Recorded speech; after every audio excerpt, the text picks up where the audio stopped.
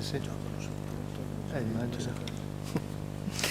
Allora, buongiorno a tutti e a tutte, benvenuti a chi è presente in questa magnifica sala dell'Accademia di Agricoltura, Scienze e Lettere di Verona, che ringraziamo vivamente, poi chiameremo il Presidente che ci porta un saluto, ma ringrazio anche Giorgio Vincenzi che è stato, ci ha dato una grande mano per arrivare in questo posto, e un saluto a chi ci sta seguendo online, stiamo anche trasmettendo in streaming l'evento di oggi.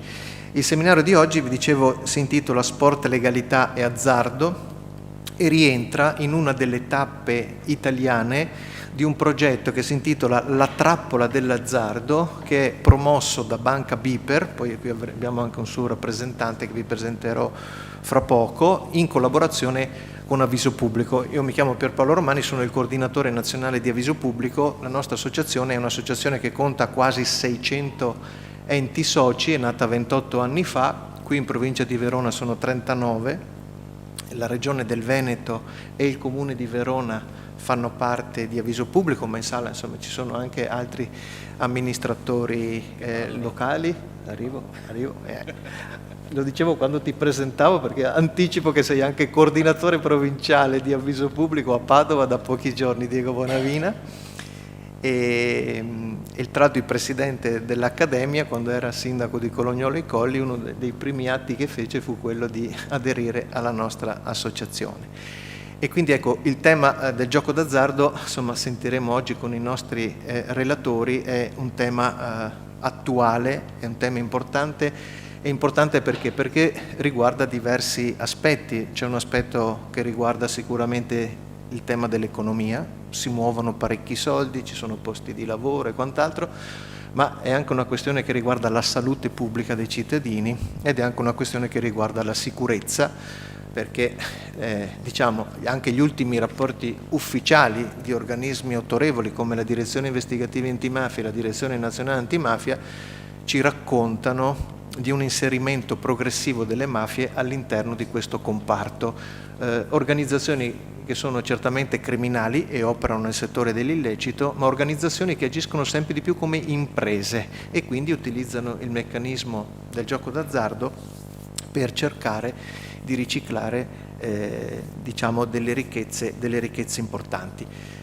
Prima di presentarvi gli ospiti che ci porteranno i saluti e poi i relatori, vi do qualche dato per capire l'importanza del tema di cui ci occupiamo oggi, assentendo degli amministratori locali un po' speciali, perché sia il sindaco di Verona, Damiano Tommasi, che saluto e ringrazio di essere qua, che Diego Bonavina, che è assessore del comune di Padova e come vi ho detto anche coordinatore provinciale di Avviso Pubblico, sono stati degli sportivi professionisti per tanti anni e oggi ricoprono degli incarichi politico-amministrativi.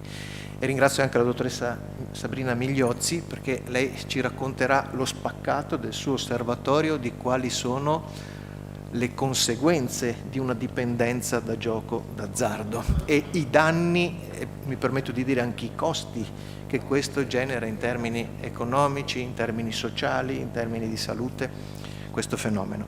Parlare di gioco d'azzardo in Italia, secondo gli ultimi dati che sono stati resi disponibili dall'Agenzia delle Dogane e dei Monopoli, che redige un rapporto che si chiama il Libro Blu, sono dati più recenti, risalgono al 2022, parliamo di circa 136 miliardi di euro di movimento legato al gioco d'azzardo.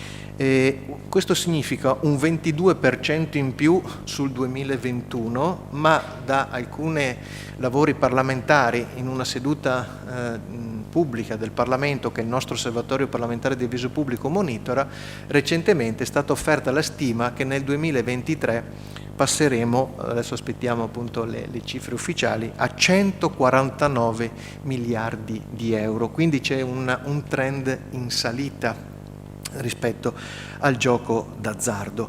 Questo vuol dire che se prendiamo, diciamo, lo suddividiamo sulla popolazione maggiorenne, parliamo di circa 2.700 euro a testa di giocato e quindi si tratta di cifre importanti. Lo dico anche alla luce del rapporto Istat sulla povertà che è uscito ieri. Avete visto che sia le famiglie sia gli individui la povertà anche in termini assoluti è in aumento in questo paese, e quindi qualcuno magari può cercare anche nell'azzardo un momento di svolta di una situazione critica. Un dato su cui oggi ragioneremo è dove si gioca. Sicuramente si gioca, si dice, nella rete fisica, in una sala bingo, in una sala giochi, in un bar, eccetera, eccetera.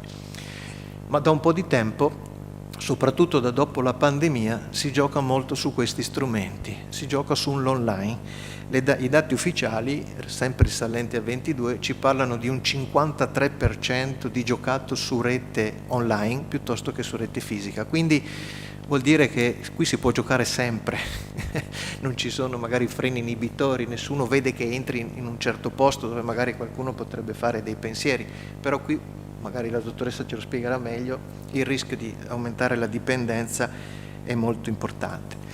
Due ultimi dati: il Veneto è al 4º posto in termini di raccolte, quindi di spesa di giocato nel 2022. A Verona, e qui ringrazio per i dati anche l'ufficio antiusura del Comune, ho visto Damiano D'Angelo che per tanti anni, grazie, ci ha sempre offerto un punto di riferimento significativo e puntuale. A Verona nel 2022 899 milioni di euro giocati, di cui 278 in città. Quindi insomma questi sono dati significativi. Per darvi un'idea sui biglietti del Gratta e Vinci, 7,3 milioni di tagliandi acquistati, per una cifra di circa 1.375 euro pro capite. Ecco, l'Italia, secondo le ultime statistiche, risulta essere il 4º paese al mondo per fatturato di gioco d'azzardo e il primo in Europa. Ecco, questo, diciamo, sono i dati proprio sintetici, che ci aiutano ad orientarci. Sentiremo dopo anche che implicazioni ci sono sulla salute, che conseguenze ci sono, che costi ci sono, ma su questo, ecco, il seminario di oggi vorrebbe fornire delle informazioni. Ci sono i giornalisti, ci sono gli avvocati, ci sono rappresentanti di associazioni, ci sono liberi professionisti, ci sono amministratori locali, perché questo tema del gioco d'azzardo è un tema che non compete esclusivamente a qualcuno. È un tema che ci riguarda tutti, no? E quindi bisogna cercare di trovare in qualche modo un equilibrio tra la possibilità, il diritto di fare impresa, ma il diritto di avere garantita la salute e di avere garantita la sicurezza. E non è sempre facile trovare questo equilibrio. Ci raggiungerà più tardi al banco dei relatori, al tavolo dei relatori, anche il dottor Marco De Pasquale dell'Osservatorio parlamentare di avviso pubblico, a cui abbiamo chiesto di farci proprio un aggiornamento 2 giorni fa di che cosa sta succedendo in Parlamento, perché a fronte di questi dati, con la campagna Mettiamoci in gioco, ecco, il discorso delle reti, questo è importante, no? Diciamo che Verona stiamo cercando di lavorare insieme a tanti per costruire quella che abbiamo chiamato una rete di legalità organizzata. Ecco, e tante associazioni, tanti comuni, tante realtà stanno cercando non solo di lanciare degli alert, ma anche di mettere in atto delle politiche di prevenzione a vario titolo, ma soprattutto noi facciamo anche questo seminario per aumentare la consapevolezza di che cos'è, di com'è realmente lo scenario, di quali sono i rischi, di quali sono le attenzioni, di quali sono gli strumenti di prevenzione, ma anche di aiuto, perché purtroppo, come anche in questo territorio, è già finito all'interno di questa criticità. Quindi, diciamo, prima di avviarci a svolgere il nostro seminario, io chiederei a Claudio Carcereri De Pratiche, presidente dell'Accademia di Agricoltura, di Scienze e di Lettere, di portarci il suo saluto, e noi lo ringraziamo molto per ospitarci in questa bellissima sala. Prego.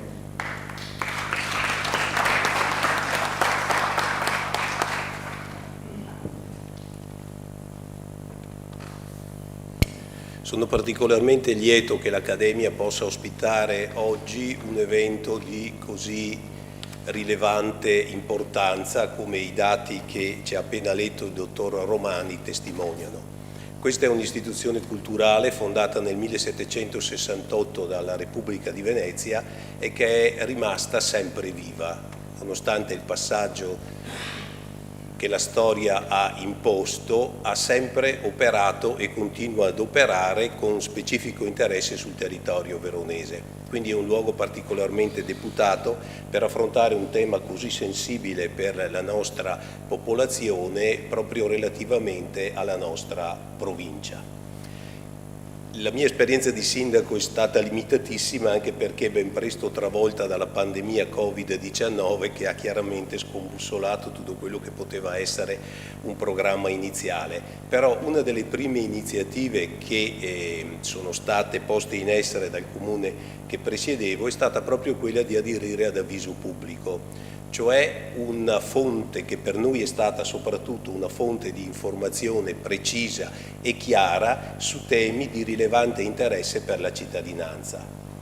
È stato poco dopo aver aderito ad Avviso Pubblico che a seguito delle precise informative che ricevevamo sono state adottate, ho firmato alcune ordinanze proprio in relazione al gioco d'azzardo che sono state tutte impugnate e le impugnazioni sono state tutte respinte.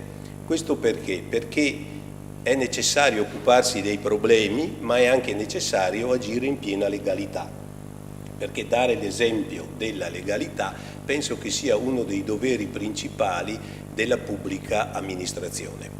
E questo credo mi possa ricollegare a quello che avrebbe detto il Presidente dell'Ordine degli Avvocati, l'Avvocato Mauro Regis, che mi ha pregato di portare il saluto al suo posto perché è ancora in udienza, ossia il bene che la legalità, l'agire secondo le norme, nel rispetto delle norme, costituisce nei confronti di tutti i cittadini, perché si possono ottenere risultati voluti e dovuti a tutela di tutti, sempre agendo nella legalità e quindi con un esempio educativo nei confronti degli altri, specie delle giovani generazioni. Buon lavoro. Grazie Presidente. A proposito di giovani generazioni, stamattina siamo stati all'Istituto Can Grande qui a Verona per parlare con decine di ragazzi del biennio e ringrazio le collaboratrici della dottoressa Migliozzi e tutto lo staff di Avviso Pubblico, da Giulia Migneco a Massimo Lauria e Roberto Fasoli per averci accompagnato all'interno di questo percorso. Chiederei al dottor Simone Aldeghieri di Biper Banca di portarci il suo saluto e di spiegare perché una banca decide di sostenere, di promuovere un progetto come la trappola dell'azzardo. Grazie. Prego. Buongiorno a tutti e grazie intanto per l'opportunità e l'intervento. Un pochino per piacere. L'opportunità e l'intervento in questa stupenda sede. Intanto porto i saluti del direttore regionale Maurizio Veggio, che doveva essere qui ma per sopraggiunti improvvisi appuntamenti non ha delegato sottoscritto, che è il responsabile dell'area Triveneto di Biper Banca, che ha sede a Padova, ma io mi trovo oggi nella mia città, per cui sono doppiamente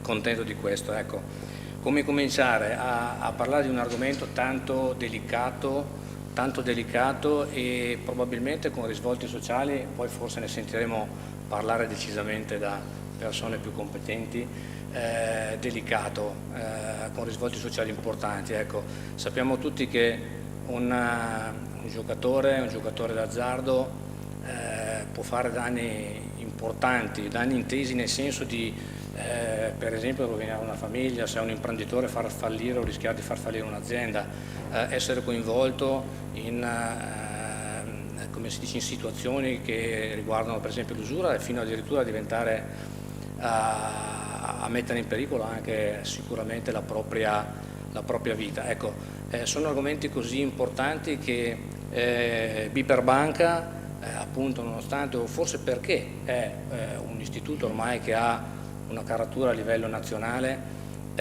voglia giocare un ruolo attivo nell'informazione, nella prevenzione, nella comunicazione su questi aspetti. Faccio qualche esempio. Anche se non, come si dice, imposto per legge o da qualche disposizione, appunto, le carte di credito di Biper Banca, dei clienti di Biper Banca, sono inibite all'utilizzo nelle sale da gioco, fisiche o online che siano.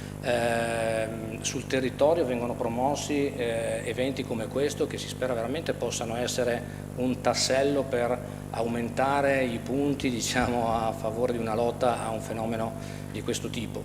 Altri esempi sono sicuramente i criteri ESG a cui la banca si rifà e che adotta strettamente, in particolare per esempio sulle politiche creditizie. Ecco, pensate per esempio che BPER Banca rinuncia, non finanzia in sostanza gli acquisti piuttosto che gli ampliamenti di sale da gioco, che siano esse poi fisiche o online, non finanzia nemmeno la costruzione o l'acquisto di macchinari destinati al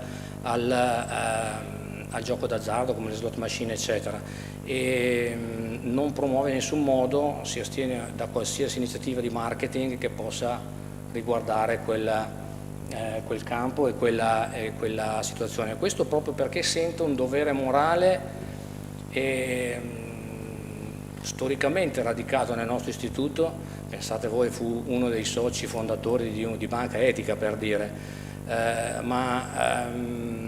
sente il dovere di proteggere i nostri clienti, le famiglie e ovviamente anche tutti gli attori che sono coinvolti in questo tema. Altre situazioni, lo vedete magari nelle brochure che forse avrete potuto avere all'ingresso, promuove con avviso pubblico, con cui collabora già da diversi anni, proprio l'informazione, e sul tema in particolare è partita a livello nazionale un progetto che ha già avuto una conferenza stampa a Milano i primi di febbraio, poi c'è stata una data a Bari, oggi siamo a Verona, ci saranno a Firenze e ancora a Milano e altre ancora probabilmente, attraverso cui vuole spiegare e informare le persone in generale, i nostri clienti in particolare, ma ovviamente non solo, di tutto quello che può essere il rischio collegato e le criticità collegate al gioco d'azzardo online. Ecco, è quindi una tematica che si sente molto forte, molto viva, e in questa giornata in cui peraltro si approfondirà il tema del legame tra il gioco d'azzardo e lo sport, penso che tutti possano avere in mente quello che è successo qualche mese fa in questo ambito, quando pur ricordando che in Italia il gioco d'azzardo non è un reato, lo diventa nel momento in cui si percorrono o si intreccia con canali illegali, e quindi ecco, il vedere come pochi mesi fa persone in gran vista, che magari sono assunte anche a modello per tanti nostri giovani e probabilmente non solo, possano essere coinvolti in situazioni che poi sconfinano nell'illegalità, diventi un argomento veramente complesso. Ecco, concludendo, è veramente importante capire qual è quel breve passo che c'è tra una giocata goliardica online, magari dettata da qualche situazione di tipo disagio sociale, aumento della disoccupazione, piuttosto che speranza in un futuro diverso o poco più, possa sconfinare, dicevo, in una frequenza maggiore e arrivare addirittura a una dipendenza in cui la persona perde proprio il proprio legame con il tempo e il denaro, e tutto questo lo renda poi schiavo e dipendente, sconfinando appunto in questa illegalità. Ecco, quindi io vi ringrazio per l'attenzione e vi auguro buon lavoro e soprattutto vi auguro un buon ascolto. Grazie, dottor Aldeghieri.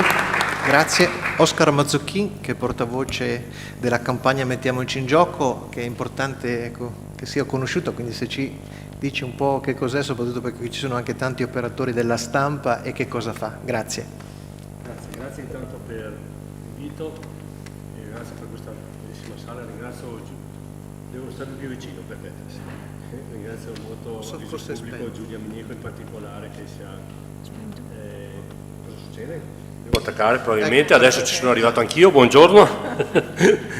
Volevo ringraziare per l'ospitalità e Avviso Pubblico Giulia in particolare, con cui abbiamo collaborato per portare questo seminario. E io rappresento Mettiamoci in Gioco è una rete informale, non siamo costituiti, una rete informale di comuni, operatori sociali, giornalisti, istituzioni che in tutta Italia fanno da sentinelle, ci chiamiamo delle sentinelle su quello che sta succedendo in questa storia assurda, perché secondo me è una storia assurda del gioco d'azzardo in Italia. Siamo il quarto paese al mondo, ricordava proprio bene prima Pierpaolo con tutti i numeri che ha dato, che sono tutti i numeri formali, non sappiamo dell'illegalità, non sappiamo quello che succede sulle scommesse sportive ad esempio, e con tutto quello che riguarda le infiltrazioni mafiose, con tutto quello che c'è dietro, una storia assurda che è uno scaricabarile secondo me. Ognuno dice è colpa di un altro e nessuno si prende delle responsabilità per far fronte a tutti questi soldi giocati male. Ma lo dico, mi permetto Damiano, che ci siamo conosciuti tempo fa. Damiano, la tua città paga una tassa di 400 euro a testa, da un bambino fino a un pensionato in casa di riposo, di perso sul gioco d'azzardo. Cioè sono 400 euro che ogni veronese, questo non è solo il gioco, è perso proprio, perché sapete sul gioco d'azzardo non si vince mai, c'è sempre qualcuno, deve esserci qualcuno che perde. E me lo insegnerà dopo, penso che lo ricordi la dottoressa Migliozzi, quelli che perdono sono proprio i poveracci. È proprio la povera gente, ed è per questo che vi ringraziamo. Anche Verona è molto presente a Mettiamoci in Gioco, aderisce il comune con l'assessorato alla sicurezza, se non sbaglio, giusto? Esatto. Abbiamo Damiano D'Angelo, che è una delle sentinelle, le nostre preferite sentinelle qua in territorio, ma abbiamo anche operatori importanti come Comunità dei Giovani, che si danno da fare in maniera importante nel territorio, non solo a prendere in carico le persone in difficoltà e messe per carità col gioco d'azzardo, ma anche di fare una sana prevenzione. Avete un CERT importante, dopo ci dirà tutto il lavoro che state facendo sul teatro, ad esempio, che è estremamente interessante, tra le varie cose, quello che conosco io. Ecco, per cui è una rete di persone che si dà da fare, però si dà da fare chiedendo di allargare questa rete. Io ho proprio piacere che oggi ci siano dei giornalisti, degli avvocati, in particolar modo i giornalisti, vi prego, basta dire solo il discorso delle vincite, smettetela per favore, smettetela. Io sono stanco di vedere mezze pagine con le vincite, che succedono una volta ogni tanto, e nessuno parla di tutti i poveracci che ci rimettono tutto quello che possono rimetterci su queste storie. Però ripeto, dopo non so se la dottoressa Migliozzi lo confermerà, è una storia di poveracci, di povere persone, e questo è l'assurdo. Ci sono sì degli imprenditori, c'è un caso ogni tanto, ma la storia è quella proprio di povere persone che sperano di cambiare in 3 secondi quello che tutta la vita non sono riusciti a fare. Ma la cosa che ci preoccupa di più, e l'ha detto bene prima Pierpaolo, e chiudo, è il gioco online, che sta dopo il Covid, la pausa del Covid, è esploso in maniera importante, che ci preoccupa molto, sta arrivando appunto a superare in percentuale il giocato fisico, e la cosa che ci preoccupa di più è che sul gioco online sono fortissimi i ragazzi. Le giovani generazioni fino al prima del Covid non erano così esposte, ci preoccupavamo non così tanto rispetto alla popolazione adulta. Ecco, i giovani stanno giocando molto, in maniera anche poco senza limiti, ed è il tema del nostro paese. Il nostro paese, il tema del gioco d'azzardo, e dobbiamo smetterla di scaricare l'uno le colpe agli altri, è che l'offerta è troppa. Il Covid l'ha dimostrato, abbiamo ridotto del 50% il giocato durante il Covid. L'offerta è troppa. Un poveraccio, se gli togli l'offerta in giro, sicuramente si spenderà in altra maniera la sua difficoltà, però l'offerta in Italia è troppa. Dobbiamo avere il coraggio di dire al nostro governo che ognuno prenda le sue posizioni, affrontare le lobby specula sul gioco dicendo che noi dobbiamo riservare i posti di lavoro. Guardate, sono 4 posti di lavoro, dobbiamo smetterla. Quello che succede col gioco d'azzardo è una farsa italiana e su questa dobbiamo ampliare la nostra rete di sentinelle nel territorio, diminuire l'offerta e, visto che parliamo oggi di sport, invitare le persone che ognuno prenda le proprie responsabilità. Internazionale ha vinto pochi giorni fa una causa che, per riprendere, avere uno sponsor di case gioco. Voi capite, se cominciamo così, ognuno dice tanto è colpa di un altro, tanto l'offerta. Ecco, io penso che invece sia un tema di responsabilità che ognuno di noi deve prendere e deve prendere con coraggio per affrontare questo malessere. Grazie. Bene, grazie Oscar. Adesso entriamo nel vivo del nostro dibattito e partiamo col sindaco di Verona, Damiano Tommasi. Io gli darò del tu perché ci conosciamo da tanto tempo e la combinazione vuole che con Damiano ci siamo conosciuti quando lui, tanti anni fa, è diventato presidente del sindacato dei calciatori, l'Associazione Italiana Calciatori, e pochi giorni dopo, se ricordate, ci furono degli arresti di calciatori importanti. Lì ho conosciuto anche Diego Bonavina e quindi chi meglio di lui può parlarci di sport, azzardo e legalità? Nel senso, Damiano, ti volevo chiedere, sia come sportivo, sia come adesso sindaco di una città importante come Verona, come tenere insieme lo sport, l'azzardo e la legalità? Perché se pensiamo allo sport pensiamo a un qualcosa che diverte, un qualcosa che salva, un qualcosa che aiuta, un qualcosa che include.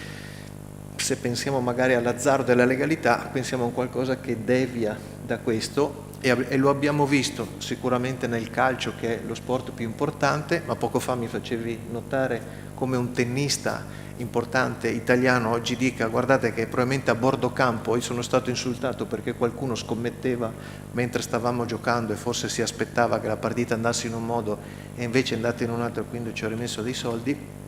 E allora ecco, il rischio che sport, legalità e azzardo fatichino a stare insieme lo si respira, lo si sente, ripeto, sia ai livelli magari anche non professionistici, ma abbiamo visto anche ai livelli importanti del calcio, del tennis, come in altri paesi può essere il basket per gli Stati Uniti o il cricket nelle nazioni asiatiche. Quindi volevo chiederti, per iniziare questo primo giro, un po' questa riflessione: riescono a stare insieme in equilibrio sport, legalità e azzardo, e se sì, come? Grazie. Sì, se no ti do questo. Sente? Sì, sì, sì, sì. Sì.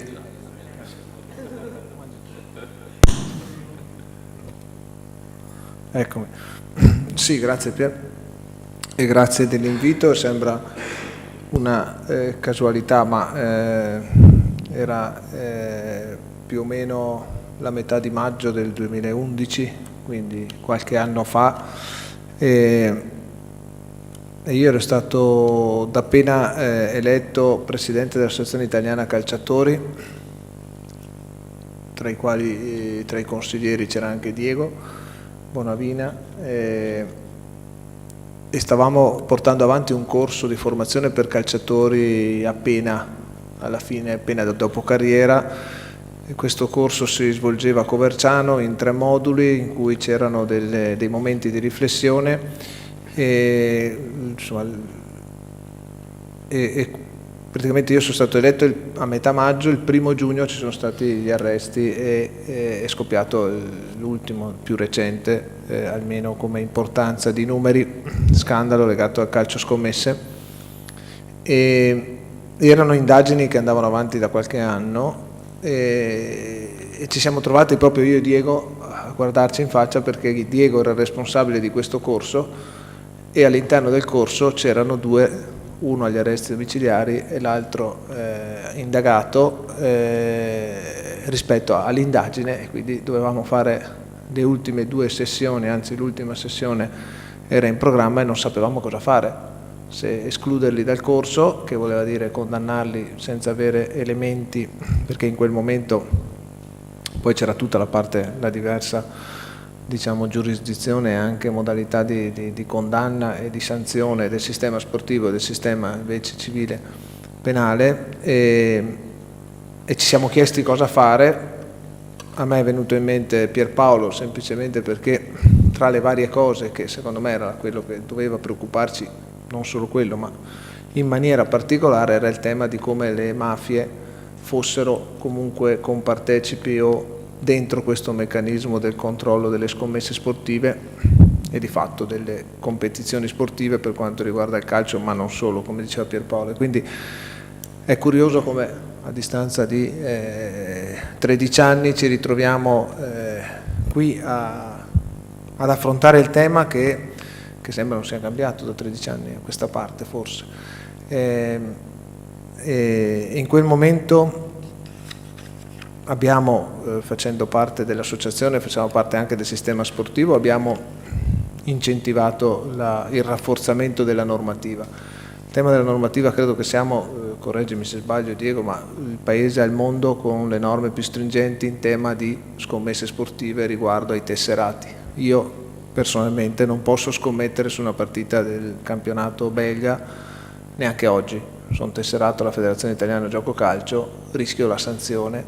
Addirittura se sento qualche altro tesserato che scommette sulla partita del campionato belga, sono imputabile di omessa denuncia e quindi dovrei andare dal giudice sportivo, dalla procura sportiva a denunciare il tesserato X che scommette in maniera anche 2 euro quello che è, sulla partita di calcio, quindi all'interno del sistema calcistico. Su tutti gli altri sport tesserato FIGC può farlo, almeno se così non sono cambiate le norme, ma mi sembra che non siano cambiate, viste anche quello che si citava prima, l'esito delle indagini che hanno recentemente coinvolto giocatori della nazionale, della Juve, rispetto a questo fatto. Io ho sempre detto che legato allo sport e alla scommessa c'è un vulnus che è insito nelle scommesse, che è dove la volontà umana può incidere sull'esito della scommessa, dovrebbe essere vietata la quotazione di quell'evento, perché poter scommettere su un evento controllabile dall'umano è inevitabile che si mette quell'umano nelle condizioni di essere soggetto debole, perché se guadagno di più a perdere che a vincere diventa difficile competere in maniera libera o essere esente da provocazioni, tentativi di corruzione o di gestione dei risultati. E per il calcio siamo uno sport fortunato, eravamo uno sport fortunato perché è uno sport di squadra, perché l'esito della partita è comunque insito che debbano essere coinvolti più di un giocatore, sicuramente il portiere ha più ovviamente modo di determinare le giocate. Il problema è che nel calcio si possono, penso, 130 modalità di scommessa, quindi la squadra che fa per primo gol, il pareggio, il primo quarto d'ora e poi chi vince la partita, il primo calcio d'angolo, la prima munizione, il primo tiro in porta, tutta una serie di dati che sono comunque controllabili dalla volontà umana e da presidente dell'associazione ritengo che gli atleti in questo non sono sufficientemente tutelati. Prima facevo vedere a Pierpaolo la notizia di qualche ora fa del tennista Brancaccio che io l'ho scoperto l'anno scorso frequentando i campi da tennis, nei tornei di tennis, soprattutto quelli che non sono con copertura televisiva, al campo ci sono quelli che scommettono al secondo, anticipano di 2 secondi l'esito del 15 per scommettere e quel lasso di tempo gli consente di vincere la scommessa perché il risultato alle case di scommessa arriva con 5, 10, penso si gioca sui secondi, quindi ormai gli organizzatori dei tornei quindi nessuno di fatto imbroglia, però questo è quello che accade attorno a quel tipo di competizione, questo per dire che è veramente un mondo anche di difficile controllo e tutto questo genera quello che siamo qua dopo 13 anni, perché prima, e credo che sia uno degli evidenti temi discriminanti, no? Perché 140 miliardi di giocato e la cosa che conta sono gli 11 miliardi di gettito per le casse dello Stato. Quindi chi ci guadagna non lo so, però questi sono numeri che mi fanno pensare da amministratore, quando leggo sul giornale il nuovo codice della strada rischia di far perdere alle amministrazioni 5-6 milioni di multe. È preoccupante però, perché se un'amministrazione fa il budget, fa il bilancio sulle persone che infrangono le regole, è un po' un problema pensare di migliorare il rispetto delle regole. Però non possiamo pensare di affrontare il tema senza guardare anche quel numero, perché la prima reazione, per esempio, del sistema sportivo è una percentuale di quel gettito che riguarda le scommesse sportive deve tornare al sistema sportivo, perché chi organizza l'evento dà la possibilità di scommettere, dà la possibilità allo Stato di incassare, perché giustamente quello che è stato detto, quello che conta sono i 400 euro a testa che ci perdiamo, ma lo Stato non ha questo, lo Stato è il banco vince sempre nella scommessa, quindi c'è uno Stato che organizza e che ha questa dinamica che poi cozza contro i costi invece della gestione della patologia. E spesso queste magari sono in negativo ma non vengono evidenziate. E da amministratore, l'ho sempre detto fin dal primo giorno in cui ho pensato o mi hanno fatto pensare a una candidatura, leggendo i numeri di quali sono le nostre criticità nelle nostre città, c'è un dato che incide molto anche su questo fenomeno, che è legato alla solitudine. Noi abbiamo sempre più persone che per scelta di vita o per dinamiche della propria vita vivono da sole, e questa solitudine, al di là del Covid, credo che incide molto su quella percentuale maggioritaria di gioco online, di mancanza di controllo sociale, che è quello più efficace, perché è il controllo sociale che secondo me su queste patologie riesce ad incidere, così come dal lato sportivo, l'atleta lasciato da solo, l'atleta nella sua difficoltà, l'atleta che non riesce ad avere la performance, l'atleta che si annoia, perché l'atleta rischia di essere incentivato a seguire canali che non hanno nulla a che vedere con la parte sportiva, e questo è difficile da diciamo prevenire o tutelare, se non con l'aspetto della socialità. Prima si diceva sentinelle, la parola sentinella, quello di guardarsi attorno e di creare questa rete di attenzione, di interesse, di cura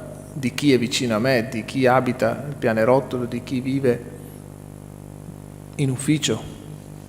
Queste dinamiche che non possono non essere oggetto di sensibilizzazione, di incentivazione dell'informazione, di consapevolezza, perché questo è una dei tanti antidoti che conosco, che è quello che come associazione calciatori abbiamo voluto fare in quel periodo. In quel periodo abbiamo deciso, non sapendo cosa fare, innanzitutto informare i calciatori delle norme, che ovviamente sembrano assurde, perché se io oggi, Damiano Tommasi, non posso scommettere sull'esito di Francia-Germania 2 euro e rischio la squalifica di 2 anni, quant'è il minimo, 1 anno? 3 anni di squalifica. Ah no, sei dilettante tu. Io sono dilettante, quindi rischio di meno. Rischio di meno. E quindi questa norma, e quindi la difficoltà anche di farla intendere per chi ha scoperto dopo lo scandalo che esistevano queste norme rispetto alla scommessa, e abbiamo voluto far raccontare in maniera anche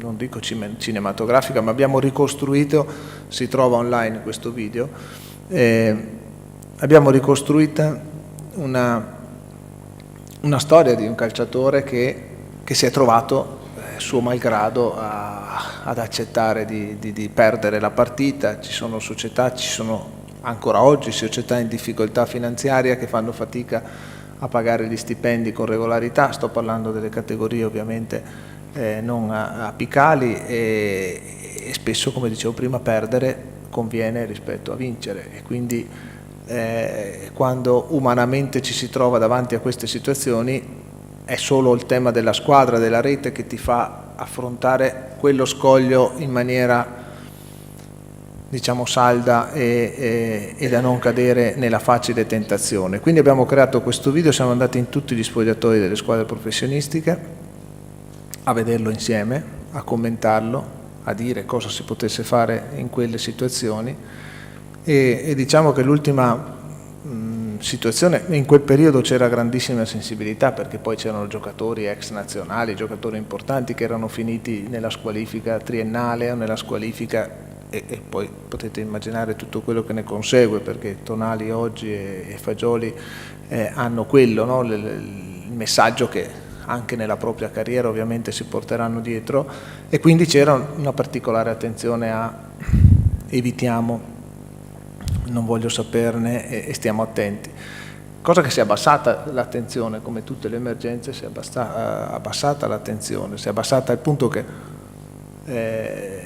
un giorno ci siamo ritrovati come associazione calciatori a dover discutere la federazione che aveva accettato di avere una sponsorizzazione di una casa di scommesse e ovviamente le associazioni, probabilmente anche qualcuno delle presenti, hanno iniziato a scrivere ai giocatori della nazionale come potete prestare la vostra immagine a questi, e con uno strano meccanismo i giocatori che vanno in nazionale, proprio perché per andare in nazionale bisogna essere chiamati, quindi uno può andarci una volta e non tornarci più, è difficile che quel giocatore determini quali saranno gli sponsor, quindi per un meccanismo formale è l'associazione calciatori che si fa carico di dialogare con la federazione sulle modalità, le tipologie di sponsorizzazione, le modalità appunto di valorizzare queste sponsorizzazioni, quindi l'utilizzo, non so, del backdrop piuttosto che l'intervista a bordo campo, tutta una serie di situazioni, e io mi sono trovato a rifiutare di firmare il rinnovo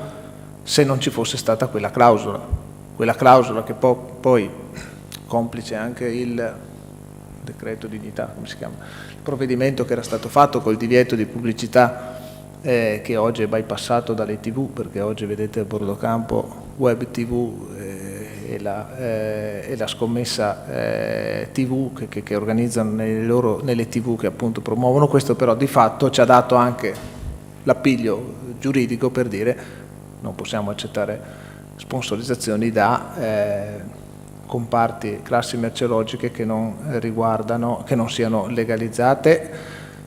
Da parte nostra, parte dell'associazione, c'era che siano vietate ai minori, perché si chiama gioco e non si mette mai la parola azzardo, e questa è un'altra delle battaglie che era stata portata avanti e che si sta ancora portando avanti, perché ancora non è così, quindi di aggiungere la parola azzardo al gioco e alla scommessa. È vietato ai minori e quindi i giocatori della nazionale non possono sponsorizzare un prodotto o un servizio vietato ai minori, è il contrario di quelle che sono poi il richiamo all'esempio, ai valori da trasmettere che si fa ai giocatori della nazionale. Voglio sottolineare che sto parlando del calcio perché l'ho conosciuto da dentro, sono stato responsabile per un certo periodo della mia vita anche di questo aspetto, ma purtroppo è un tema che riguarda tutti gli sport, riguarda tutte le discipline sportive, e quanto più una disciplina sportiva non è trasmessa televisivamente, tanto più è a rischio di scommesse e a rischio di incidenza sulla prestazione rispetto a dinamiche che poi spesso e volentieri hanno dietro la malavita organizzata, il riciclaggio, la possibilità di pulire denaro attraverso il gioco. Questo credo che sia questo riguarda soprattutto la mia vita professionale precedente, quella che oggi voglio portare avanti e continuo a insistere, perché purtroppo non è ancora questo, ma io dico di ridare dignità allo sport, nel senso che l'attività sportiva organizzata è un collante sociale incredibile che non ha, secondo me, non ha pari, perché è economico, perché è trasversale, perché è inclusivo, perché non ha bisogno di un interprete, non ha bisogno della traduzione e perché disconnette le persone. Cioè, per fare una disciplina sportiva, qualsiasi sia, a meno che non sia appunto gli e-sports, bisogna non essere connessi. E questo non essere connessi ti costringe a connetterti con una relazione umana, guardarsi negli occhi con l'allenatore, con i compagni, con i genitori, con le famiglie, e quindi una sorta di prevenzione indiretta nostra che sto portando avanti, ma lo faccio al di là che volentieri anche, diciamo, in maniera prevedibile, di incentivare l'attività sportiva, di incentivare le famiglie a mandare i figli a fare attività sportiva, a farlo nelle strutture organizzate, proprio per promuovere quella socialità che diventa una prevenzione indiretta di quello che poi è la devianza rispetto a quello che dicevi Pierpaolo, perché poi lo sport diventa oggetto di azzardo. E poi per un altro aspetto, perché, e non so se poi è una mia personale considerazione rispetto a questo, che l'Italia è un paese dove ci pensiamo più furbi degli altri, quindi la scommessa ha un po' il senso di essere più furbi degli altri, e lo sport, quello praticato, mettersi in gioco, ti costringe a capire che i furbi hanno strada breve nella disciplina sportiva, qualsiasi essa sia, perché poi il canestro non è che lo imbrogli, o è dentro o fuori il pallone, il cronometro non è che lo imbrogli, quello è, e se non t'alleni non arrivi. E quindi avere una cultura sportiva praticata, che lo sforzo, che l'allenamento, che la sconfitta, che il merito è oggettivizzato poi, perché poi non c'è il raccomandato che va più veloce di quello che si allena di più. Quello che si allena di più e che ha le doti va più veloce di qualsiasi raccomandato. Quindi questo praticare lo sport forse induce anche a cercare meno scorciatoie nella vita, o a farsi travolgere da questo misto di noia, solitudine, anche delusione della propria vita, perché non ci sente abbastanza valorizzati. Ecco, io come sapete poi, come attività di famiglia da qualche anno abbiamo questo progetto scolastico, e dico sempre che in qualsiasi situazione, nei disturbi dell'apprendimento, nella mancanza di socialità, quello che dicevo prima, che siamo sempre più persone sole e ci sono sempre più figli unici, e quindi la pratica sportiva è una forma veramente sana di formarsi come persona, e quindi incentivarla e investire in questo come amministrazione credo che sia investire sul nostro futuro, sul nostro principale antidoto anche a queste patologie che poi hanno bisogno anche delle normative, della limitazione, del controllo, sicuramente hanno bisogno di tanto altro, però ecco, credo che se azzardo e sport stanno insieme, purtroppo anche per l'interesse che c'è rispetto agli eventi sportivi, è anche vero che lo sport è uno dei principali antidoti rispetto a queste scorciatoie o modalità di non socializzare che sono appunto le videolotterie o il tema delle scommesse. Chiudo poi ringraziando anche Pierpaolo, perché Pierpaolo poi nel tempo ha continuato la collaborazione con l'Associazione Calciatori e ha fatto parte di tutto quel percorso di formazione legato appunto a, sembra un calcio d'angolo a favore, o non so se avete magari letto anche le cronache, si poteva scommettere su chi vinceva la monetina all'inizio della partita, e quindi la scelta del campo o palla, cosa che è cambiata perché poi la monetina è diventata, chi vince la monetina vince la palla, non sceglie, perché c'era un momento in cui si scommetteva che la palla l'avesse una, si mettevano d'accordo in due e dicevano la palla la scegli tu e vinciamo la scommessa. Ecco, adesso non si può più perché la monetina gira e quindi c'è l'aleatorietà, però ecco, eravamo arrivati lì, eravamo arrivati alle due squadre che si mettono d'accordo per pareggiare il primo quarto d'ora, quindi la scommessa è gol, primo quarto d'ora, tu fai un gol, io faccio un gol, aspettiamo un quarto d'ora e la partita inizia, e poi si giocava in maniera competitiva, libera, sana, onesta, un quarto d'ora in meno. Nel frattempo si era completata la scommessa, quindi eravamo arrivati lì. Non so se ci siamo tornati già di corsa, ma il rischio è quello che è sempre dietro l'angolo, proprio per questa facilità poi di controllo, ma insomma il dietro le quinte poi di questo, anche dell'online, tutto il mondo. E quindi ringrazio Pierpaolo anche pubblicamente per esserci stato vicino e essere stato vicino, e ancora adesso, insomma, con il report che ogni anno l'associazione fa, vicino a questi ragazzi che non dimentichiamo che spesso gli atleti non sono genitori e quindi hanno una responsabilità personale sempre da inquadrare nonostante la popolarità. Grazie.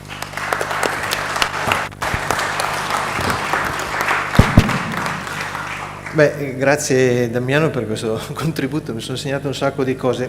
La prima che volevo sottolineare è, giustamente Oscar diceva, è stanco delle paginate sulle vincite, però la stampa è importantissima perché porta luce laddove, se non c'è, ecco, è più facile alterare le regole. Quindi è un ringraziamento per chi fa questo mestiere e va anche tutte le domeniche nei campi di calcio a raccontare, a documentare e a vedere quello che succede. La stampa è un watchdog, ecco, del potere e della trasparenza dello stesso.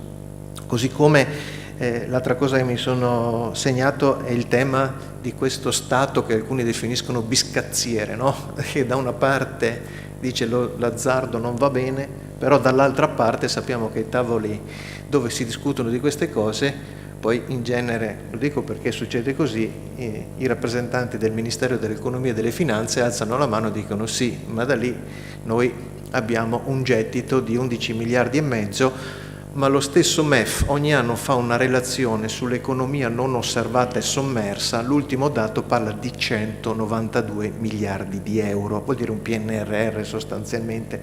Ecco, quindi se mettiamo in fila anche in un certo ordine i dati, magari non si può dire che i soldi mancano, i soldi bisogna un attimo recuperarli e forse investirli, ecco, in una direzione, come veniva ricordato prima, sicuramente educativa, in questo anche della pratica sportiva. E l'altro tema importante era quello del prendersi cura, mi verrebbe da dire dell'eye care, no?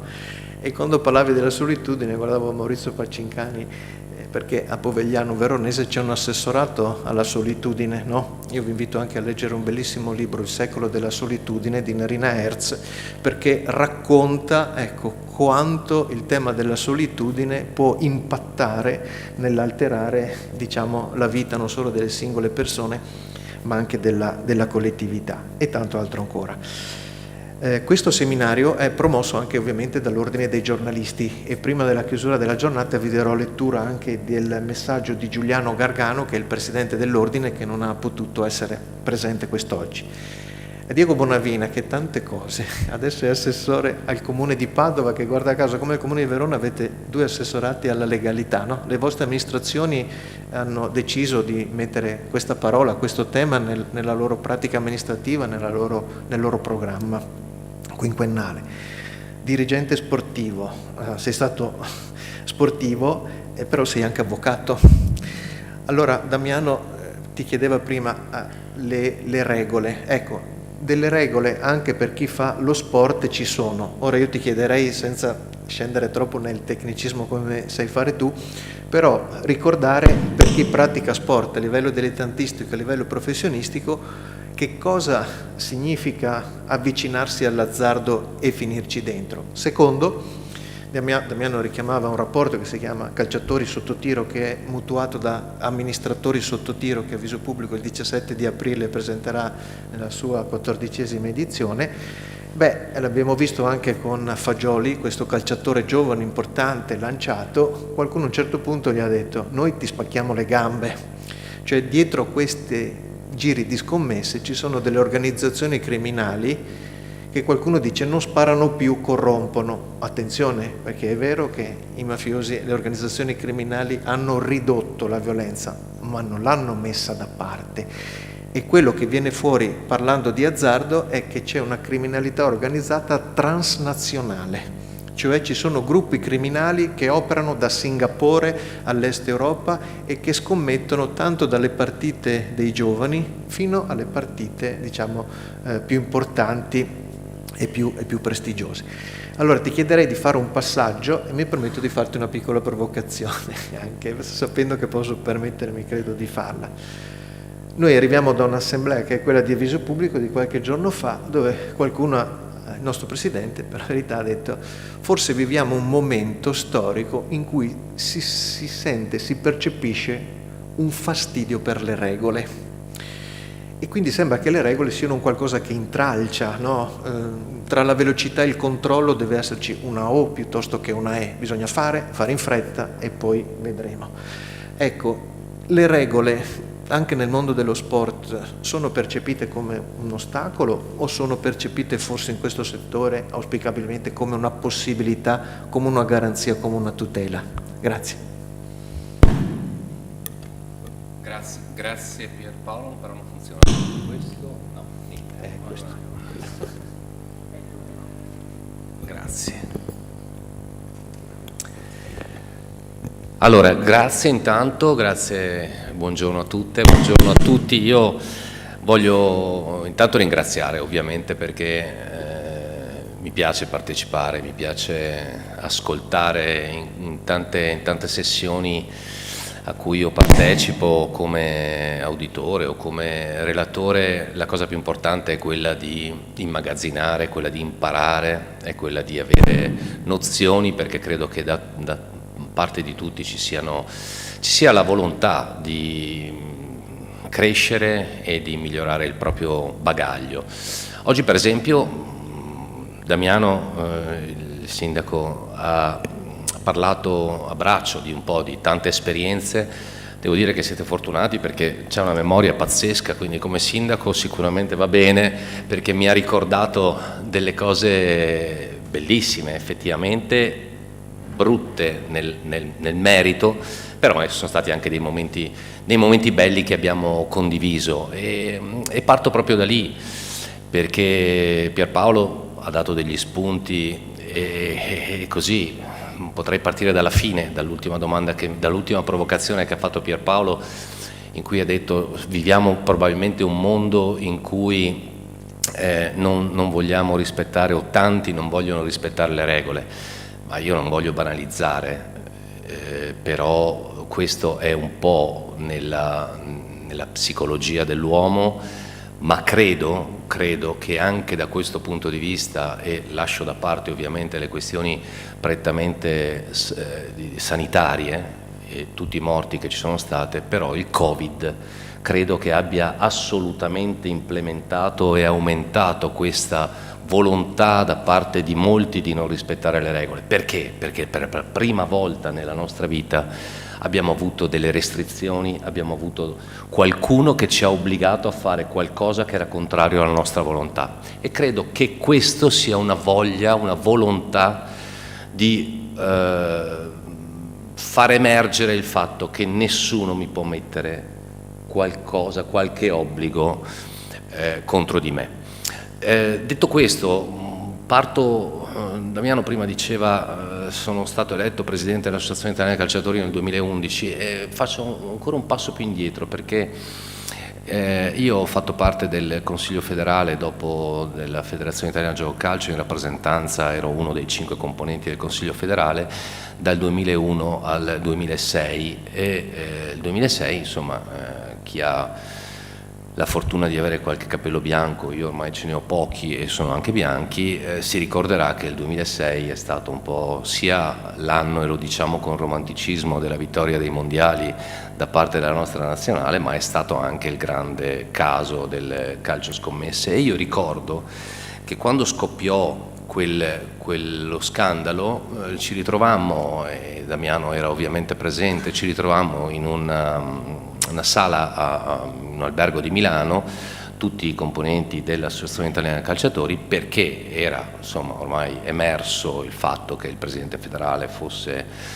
indagato, il vicepresidente federale fossero indagati, e io mi ricordo che feci un intervento di questo tenore, cioè dissi: ma scusate, se il Presidente federale è indagato perché ha presuntivamente fatto determinate cose, se il Vicepresidente federale, con il quale apro una parentesi, io avevo anche un rapporto direi molto diretto, e chiudo la parentesi, noi eravamo consiglieri federali, o non ci siamo accorti oppure eravamo complici. E io lo dico in tutta onestà, siccome non ero complice, ho detto io non mi ci ritrovo, e quindi secondo me tutti noi consiglieri federali dell'Associazione Italiana Calciatori dovremmo dare le dimissioni. Il presidente Campana raccolse quella provocazione mia e disse probabilmente un segnale di questo genere sarebbe un segnale importante. Ecco, questo lo dico perché secondo me è necessario, e quello che dirò alla fine, che è un po' la mia provocazione a Pierpaolo, è un po' quello che qualcosa bisogna fare, perché evidentemente la situazione non è più tollerabile. Parliamo sport, legalità e azzardo, no?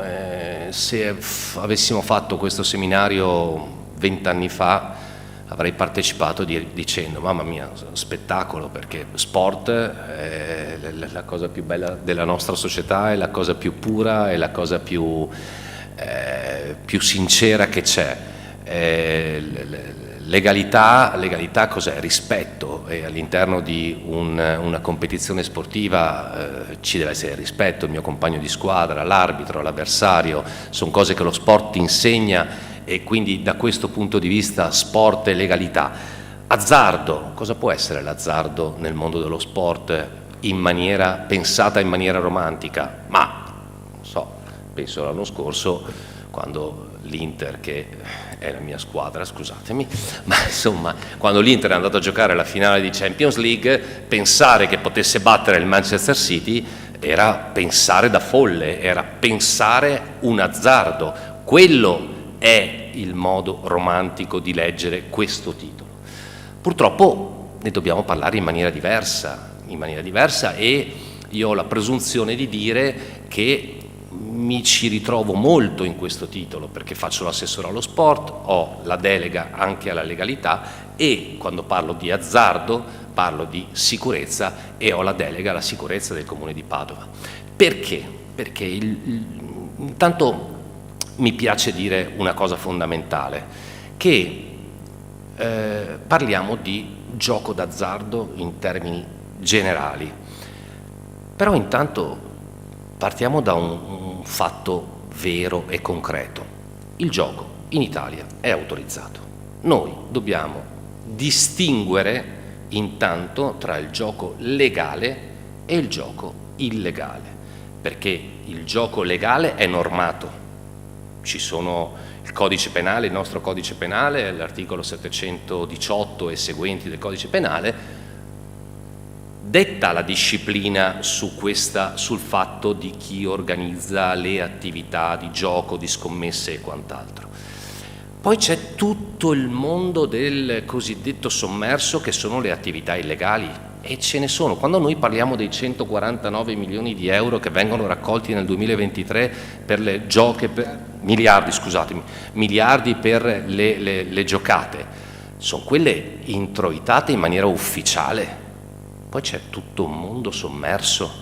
Noi con Pierpaolo abbiamo seguito da vicino il processo penale, il procedimento penale che si era aperto inizialmente a Cremona, quando erano indagati, anzi imputati, tanti giocatori di calcio, e lì io personalmente ho scoperto dei modi di scommettere che erano incredibili, perché non si andava a scommettere al Win for Life piuttosto che alla SNAI, piuttosto che ad altre cose, ma si scommettevano su dei siti che erano in Cina, piuttosto che in Giappone, piuttosto che a Taiwan, dove non c'era traccia della scommessa che si faceva, e lì chissà quanto si è scommesso e quanto probabilmente si continua a scommettere. Noi, la nostra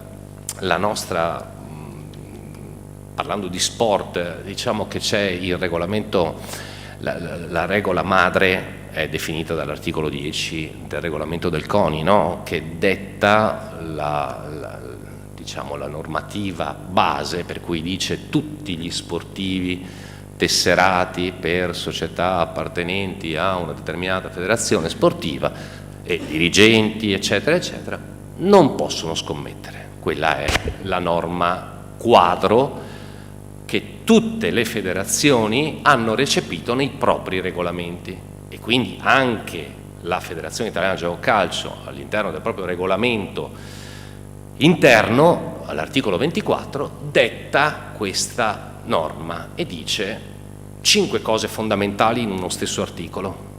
La prima, il calciatore professionista.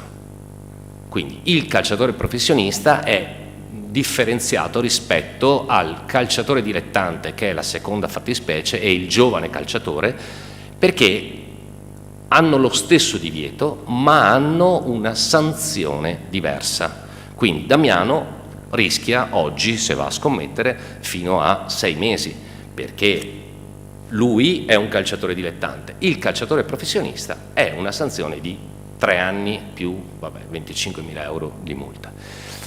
Ma, e apro qui una piccola parentesi, ma questo lo abbiamo imparato proprio con le vicende di Fagioli e di Tonali, il minimo della pena sono i 3 anni, però dopo ci sono determinati istituti che ti consentono di diminuire la pena. Innanzitutto l'istituto del patteggiamento. L'istituto del patteggiamento, se lo fai prima della conclusione delle indagini, ti dà immediatamente la riduzione del 50%. Se lo fai chiuse le indagini, hai una riduzione di 1/3. Quindi già i 3 anni di partenza sono dimezzati o tolto 1/3, dipende quando tu fai questo patteggiamento. In più c'è la possibilità di diminuire questa pena se tu collabori. La grande collaborazione da parte di atleti che sono destinatari di questi provvedimenti può consentire anche la riduzione di questa sanzione. Ma torniamo all'articolo 24. L'articolo 24, le prime 2 fattispecie sono il calciatore professionista e il calciatore dilettante, e poi abbiamo la fattispecie della società, la società sportiva che è, diciamo, si macchia di una ipotesi di partecipazione a giochi d'azzardo o clandestini o scommesse semplicemente, allora anche la società può essere sanzionata, e le sanzioni che possono andare alle società sono pesantissime. Da questo punto di vista, come sanzione sicuramente è una sanzione pesantissima. Ma poi abbiamo il quarto comma di questo articolo, che disciplina, ma ve lo dette prima, tutte le sanzioni possibili e immaginabili, e la quinta fattispecie prevista dall'articolo 24 del regolamento della FIGC è quella che diceva Damiano prima, cioè non è condannabile solo chi gioca, ma se io e Damiano giochiamo nella stessa squadra e Damiano viene da me e mi dice: Diego, guarda che secondo me possiamo scommettere sulla vittoria del Verona o quant'altro, io gli dico no, guarda, non ho voglia di giocare, ma non denuncio questo fatto di cui ne sono direttamente a conoscenza, allora sono sanzionabile pure io. Ecco, quindi l'articolo 24 del nostro codice di giustizia sportiva disciplina le regole di quello che può essere un po' il comportamento che deve adottare un calciatore professionista o dilettante. Sempre Damiano prima ha detto una cosa importante, cioè dice: ma io che sono un calciatore professionista, che non posso scommettere in partite del mio sport, quindi in competizioni che sono sotto l'egida della federazione, della FIFA o della UEFA, posso scommettere sul fatto che Sinner vincerà i prossimi campionati, che quelli che sta giocando adesso? Allora la logica, e anche da questo punto di vista la giurisprudenza costante e prevalente, dice di sì. tu puoi scommettere, perché tu come tesserato di una società di calcio, perché qual è la ratio fondamentale per cui il giocatore di calcio non può scommettere sulla sua partita o su una partita del suo sport?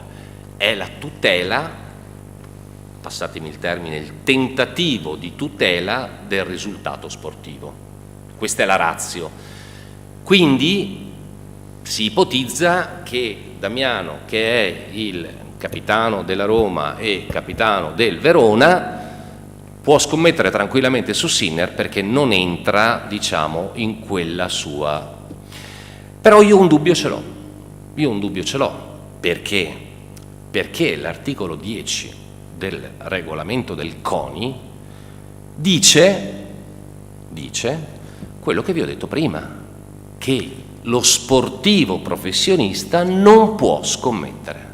È una regola generale che viene disapplicata perché la consuetudine e la prassi ti dice che tu scommetti su un altro sport, ma a un esame attento di quelle che sono le norme che ci sono, qualche perplessità mi viene.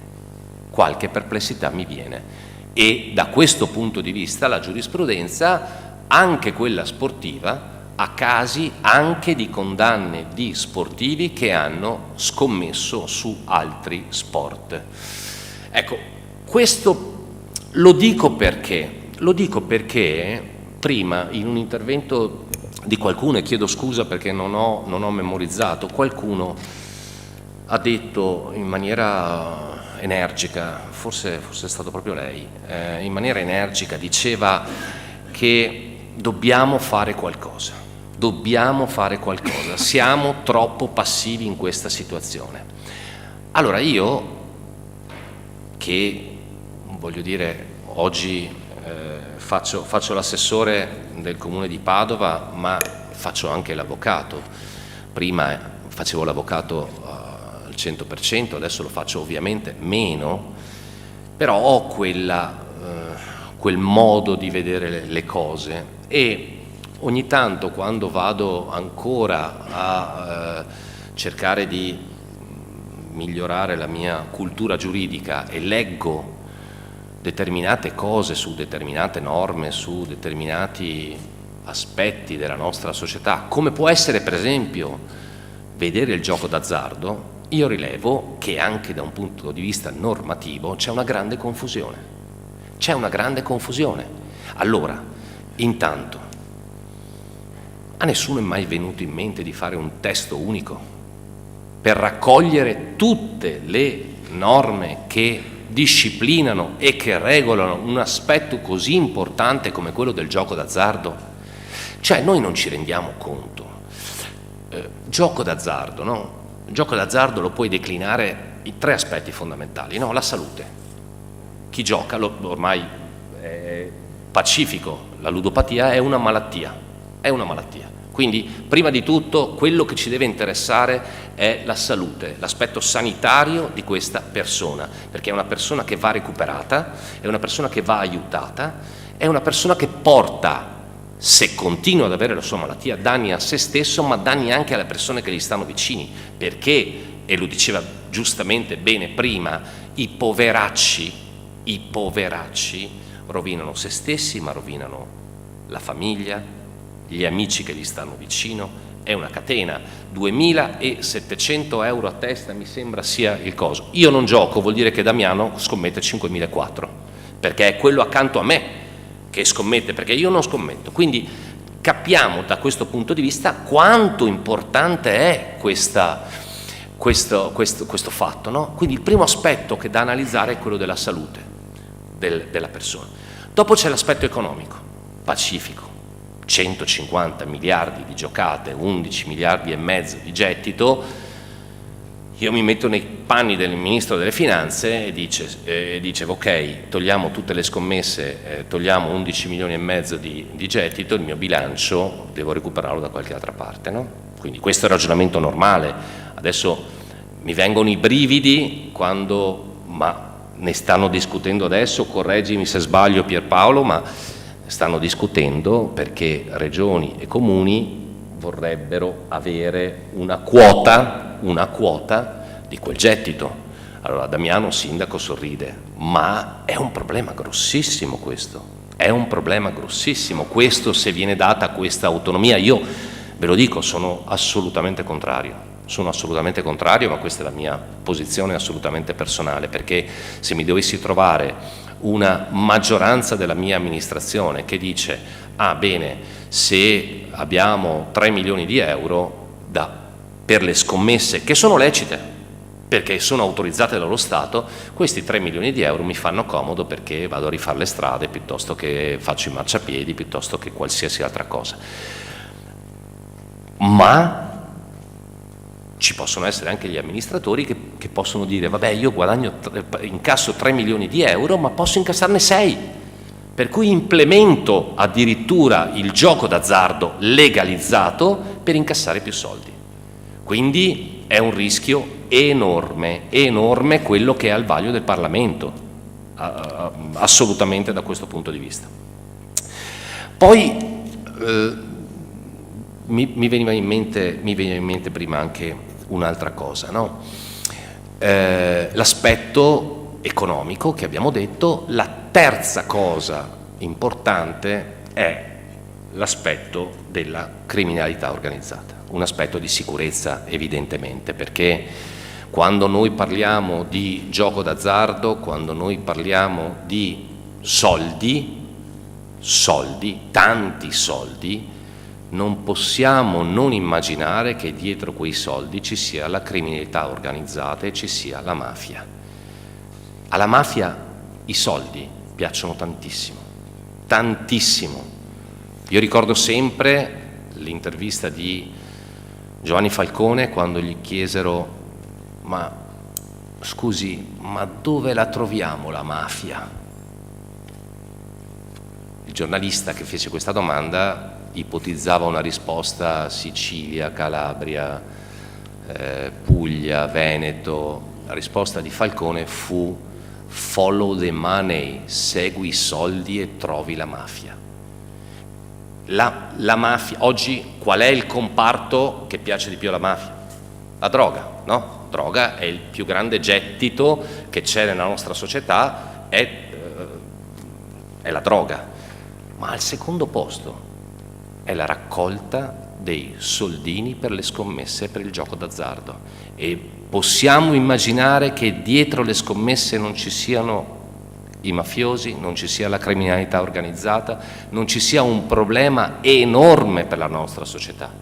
Chi non pensa questo e chi non prende in considerazione questo è un peletto miope, In più, è chiaro questo, noi siamo felici, Damiano ha fatto il calciatore ad altissimi livelli e Damiano sapeva benissimo e viveva che tutti i giorni sulle pagine più importanti dei giornali c'era lui, c'era la sua squadra, c'era tutto quello che faceva. Io ho giocato a livelli più bassi di Damiano e nei giornali locali si parlava di me, no? Dipende un po', ma il risalto, la cassa di risonanza che lo sport e il calcio in particolare dà è straordinaria. Vi racconto questo aneddoto e dopo lascio la parola alla professoressa che sicuramente sarà molto più interessante di questi miei pensieri, così anche un po' così particolari ma che mi vengono da dentro. 10 anni fa circa a Padova ci furono una serie di spaccate, quindi un camion entrava in zona traffico limitato e con il retro di questo camion buttava giù le vetrine, portava via tutto quello che c'era da portar via e sparivano. Ovviamente indagini, fino a che a un certo punto, dopo mesi di indagine, si riuscì a trovare i responsabili. I responsabili erano 8 persone legate alla criminalità organizzata di Napoli. Quindi, quando il pubblico ministero chiuse le indagini e aveva le 8 persone identificate con nome e cognome, chiese ovviamente tramite la Digos di Padova, chiese alla Digos di Napoli di individuare queste persone. Queste persone non si trovavano in nessun modo, finché a un certo punto un dirigente della Digos di Napoli disse io penso di sapere quando li potremo catturare. Quando li possiamo catturare? Bene, allora dite alla Digos di Padova, che si mette assieme alla Digos di Napoli, di venire mercoledì sera a Napoli.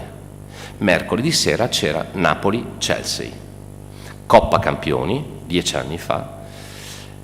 La Digos è entrata nello Stadio San Paolo, ha aspettato all'uscita dello Stadio San Paolo, ne hanno arrestati 7 su 8. Erano latitanti. Allo stadio di Napoli ne sono stati arrestati 7 su 8. Questo vi fa capire la relazione che ci può essere tra sport, calcio in particolare, criminalità organizzata, soldi, economia. Ecco, su questo io credo che sia necessario fare una riflessione importante e veramente ringrazio Avviso Pubblico per pensare a queste cose, perché altrimenti rischiamo di non parlarne, non vengono fuori idee, non vengono fuori le cose che la persona vicino a me sa, che però magari non mi racconta perché non c'è la possibilità di raccontare queste cose. Ecco, quindi credo che sia opportuno che ce ne siano tanti di questi momenti e quindi vi ringrazio moltissimo per l'invito.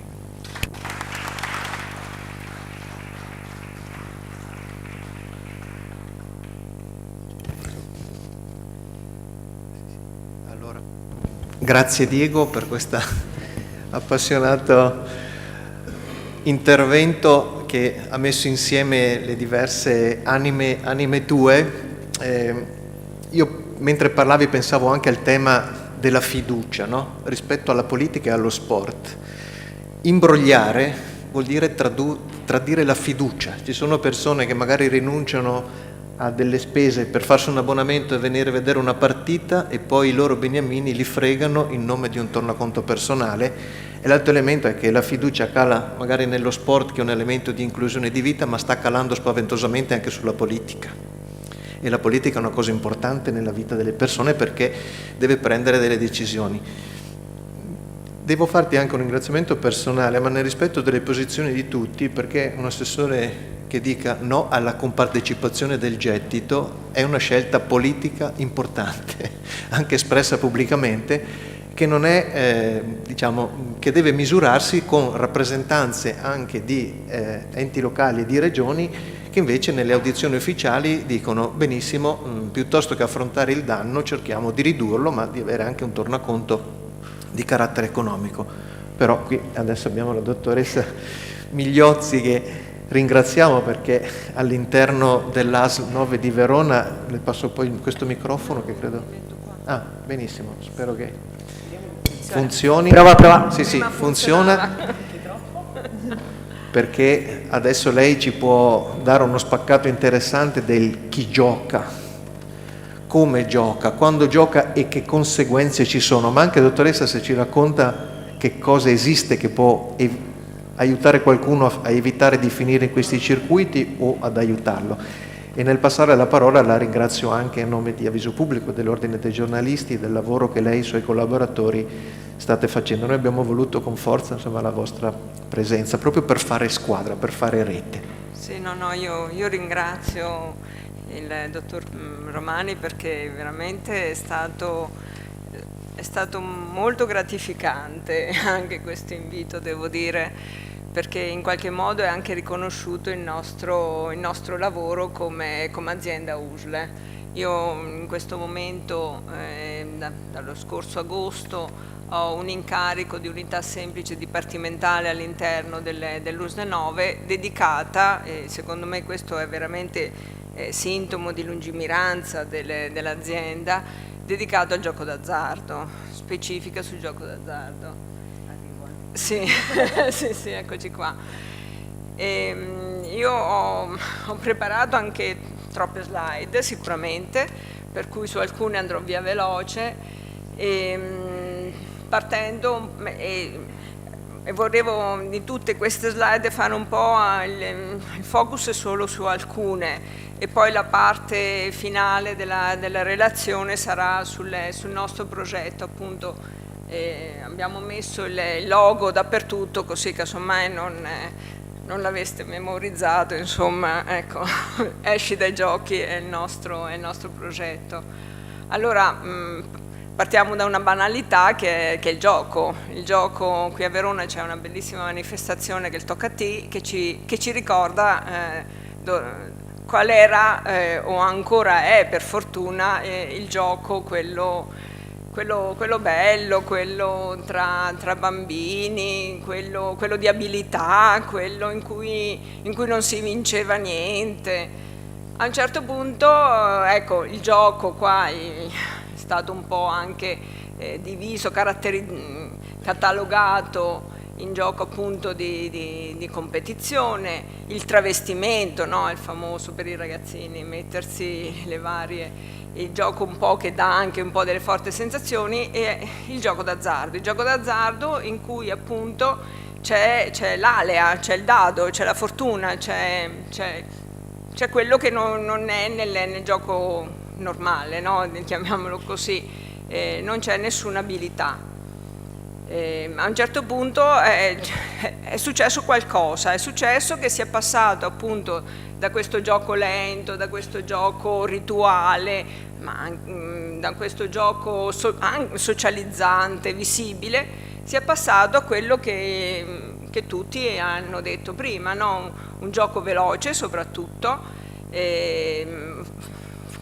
può essere fatto dappertutto. Prima appunto parlavano del gioco online, lo smartphone in qualunque momento della propria giornata, e parlavano prima, sono state ripetute alcune parole, la parola appunto solitudine, la parola noia, e volevo fare così un primo aggancio appunto a questo best seller qua, che si chiama appunto Hooked, quindi gancio, di questo signore che cioè era un accademico, laureato, cattedra a Stanford, ha scritto un best seller che era appunto tutto quanto su quali sono i meccanismi affinché si creino dei consumatori, e quindi che si creano dei comportamenti che vengono realizzati senza consapevolezza. Comportamenti in cui appunto la persona ha necessità di reiterare, perché poi quando alcune cose non ci sono, c'è un malessere.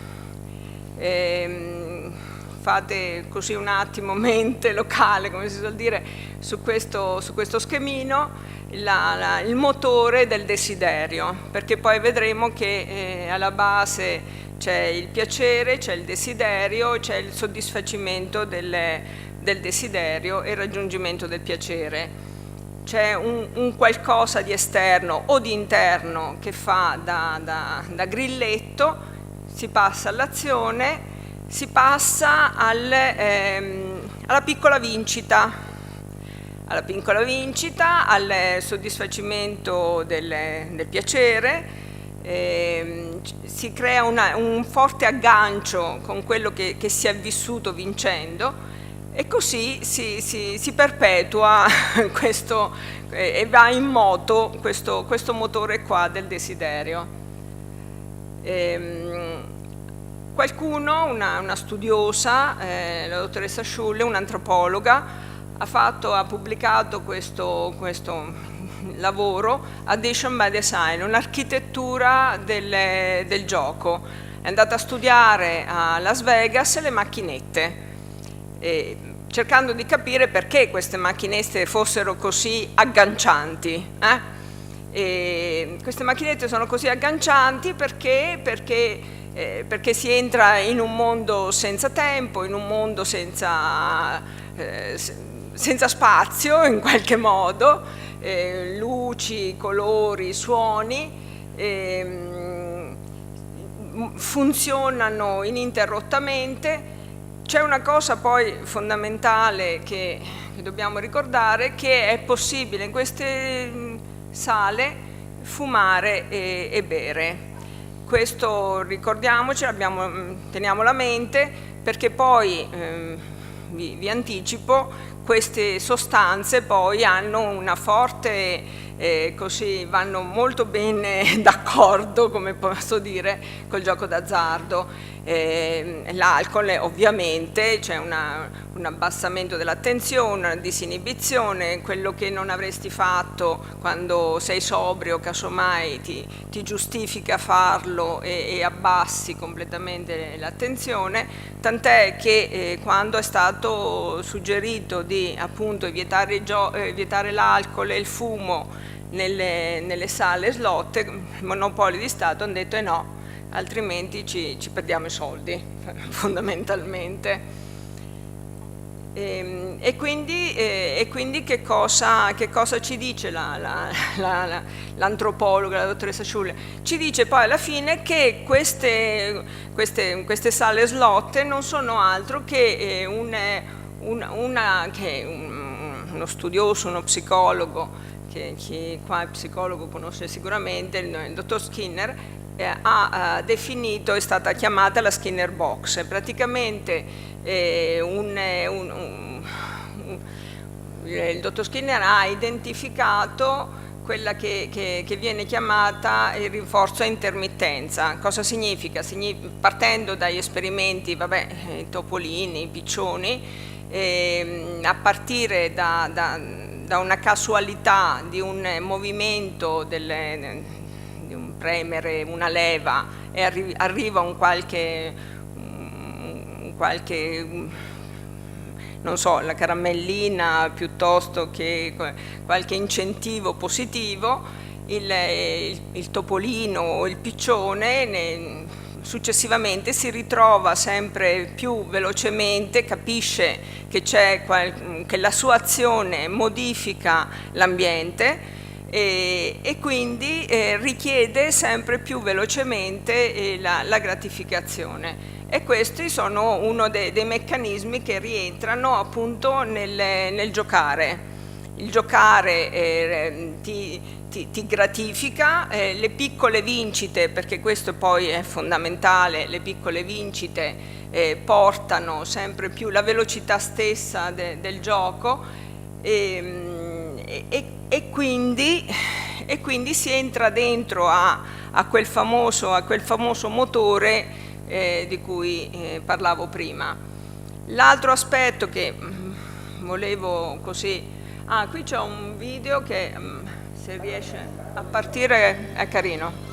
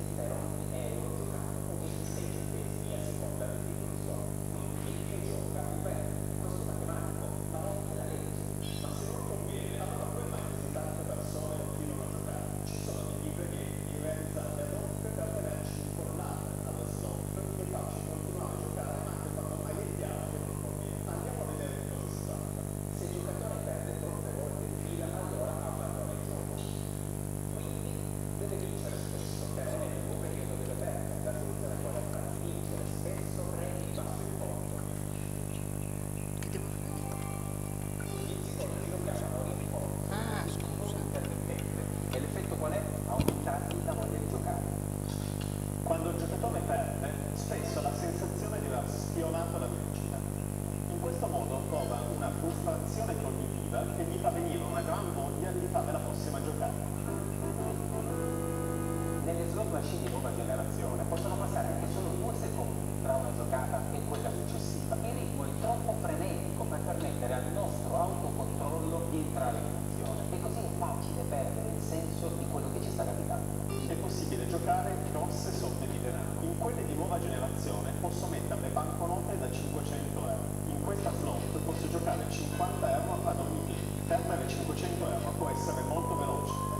Se passiamo tanto tempo davanti a una slot, instauriamo con lei un rapporto personale. Si chiama antropomorfismo, la tendenza ad attribuire ad esseri inanimati caratteristiche umane. È quello che facciamo quando parliamo con la nostra auto o con una pianta. I ricercatori hanno mostrato che chi antropomorfizza la slot gioca più a lungo e quindi perde più soldi. Tutto questo ha un effetto: tenerci incollati alle slot machine. Ma più rimaniamo attaccati alle slot e più perdiamo. E quando abbiamo perso tanti soldi e a quel punto smettere di giocare è veramente difficile.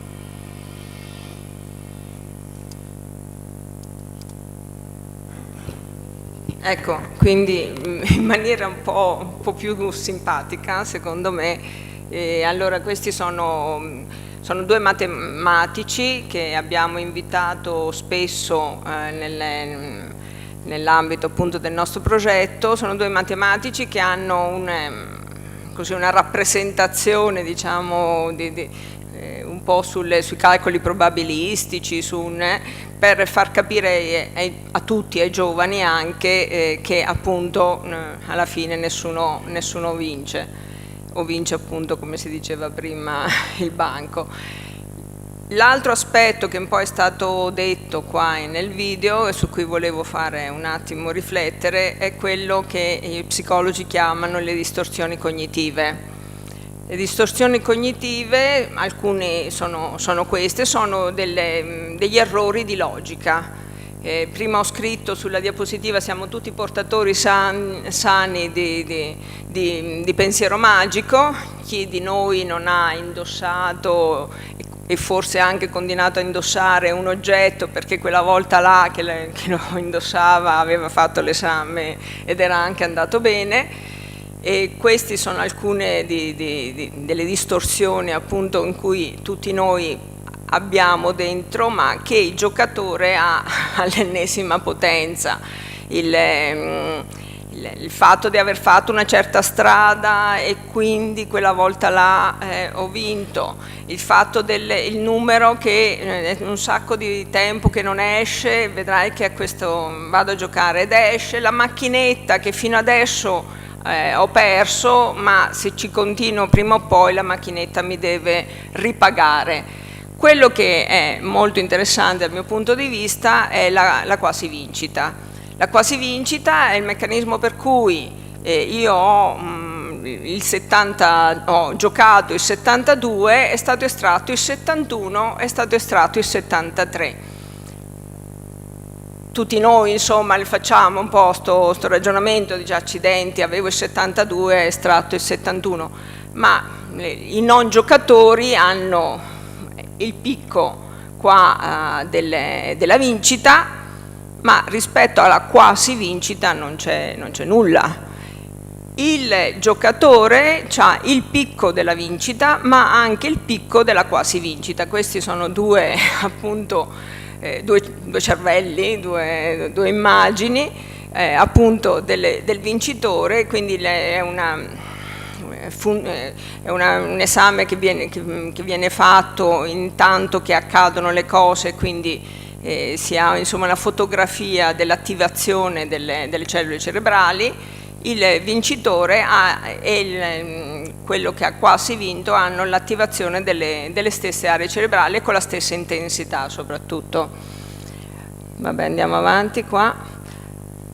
E quindi arriviamo a questa cosa qua, arriviamo alla dipendenza, che è una malattia d'organo e quindi è una malattia del cervello. Noi, i nostri meccanismi sono basati, come dicevo prima, sul piacere, sul soddisfacimento del piacere, sulle emozioni, sul ricordare e sulla corteccia, sugli aspetti corticali e quindi di coscienza, di decisione. Sono implicati però in tutto questo nostro vivere quotidiano, sono implicate però delle aree cerebrali estremamente antiche, che si chiamano amigdala, in queste parti antiche del cervello che poi ci accomunano a tutti gli esseri viventi, che sono appunto quelle più primitive, chiamiamole, e tutte le nostre emozioni riverberano su queste aree. L'emozione e quello che si è provato, la gratificazione, tutto ciò costituisce una memoria e quindi ci ricordiamo di quella cosa lì, di quanto ci abbia fatto star bene. E questo è un meccanismo che è assolutamente comune a tutte le dipendenze. Nella dipendenza, altro aspetto fondamentale è il ruolo poi della corteccia.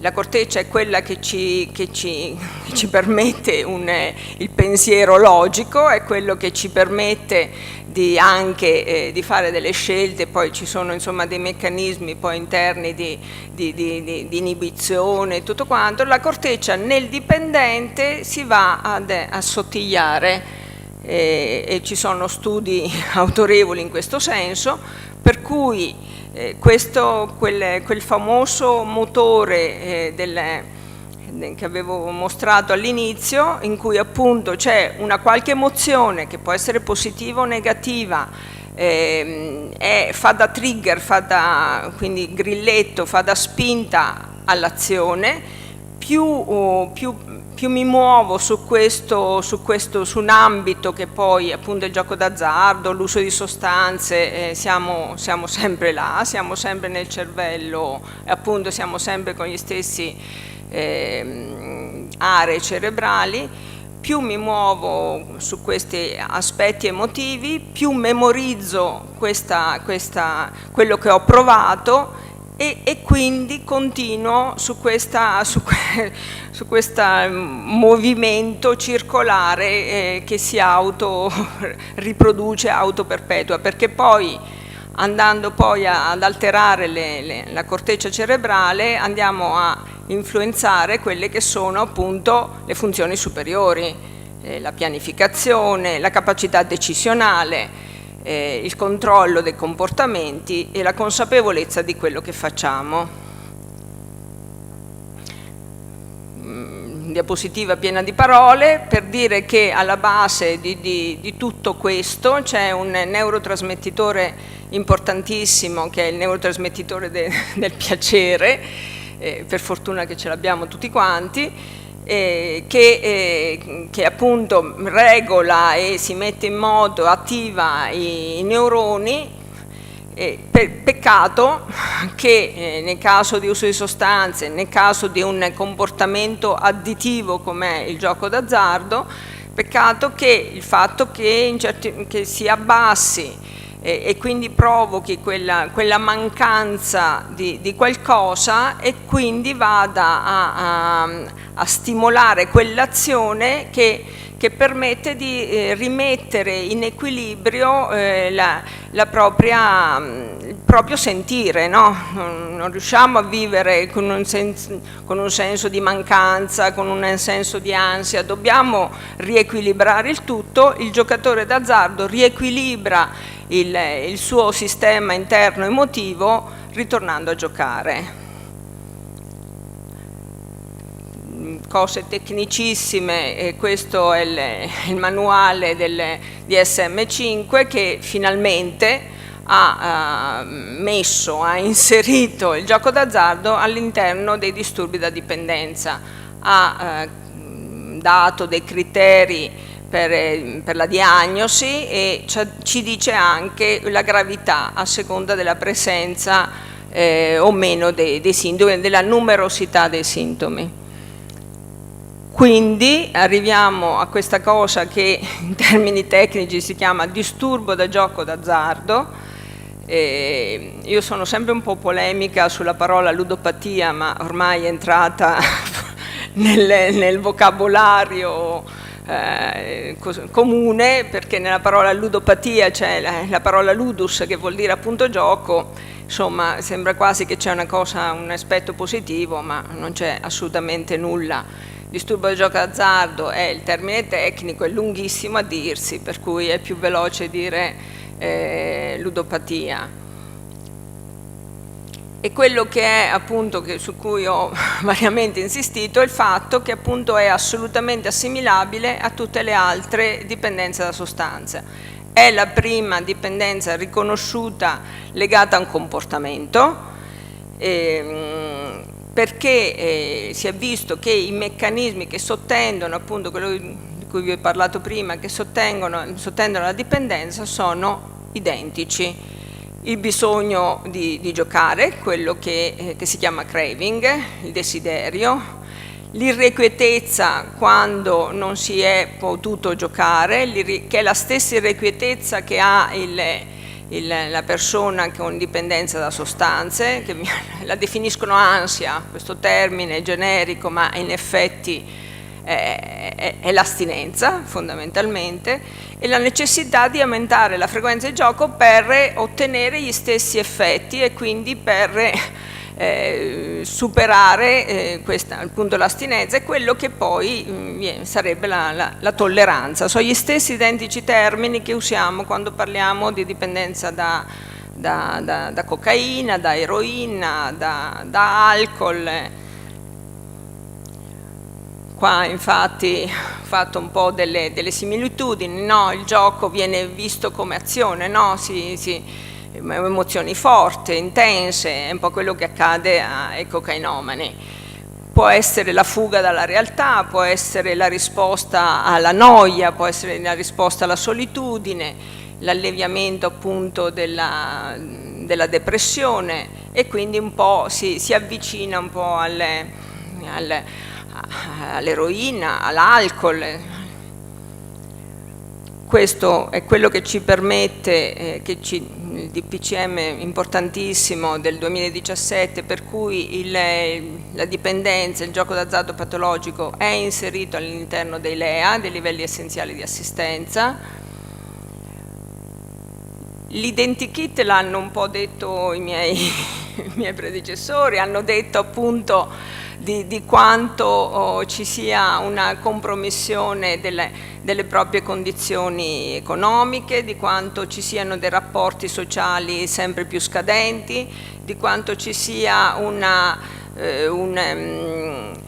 compromissione delle relazioni familiari, di quanto ci sia una vicinanza anche all'interno della famiglia o amicale rispetto al gioco d'azzardo, e poi appunto quanto ci sia vicinanza con l'uso di psicofarmaci o con l'abuso di alcol. Come tutte le altre dipendenze dobbiamo appunto considerare che non c'è un motivo solo perché uno sviluppi una dipendenza. Si parla di patologie multifattoriali, un discorso lunghissimo che non voglio assolutamente affrontare, perché vediamo insomma quelli che possono essere le varie aree su cui questa dipendenza agisce, no?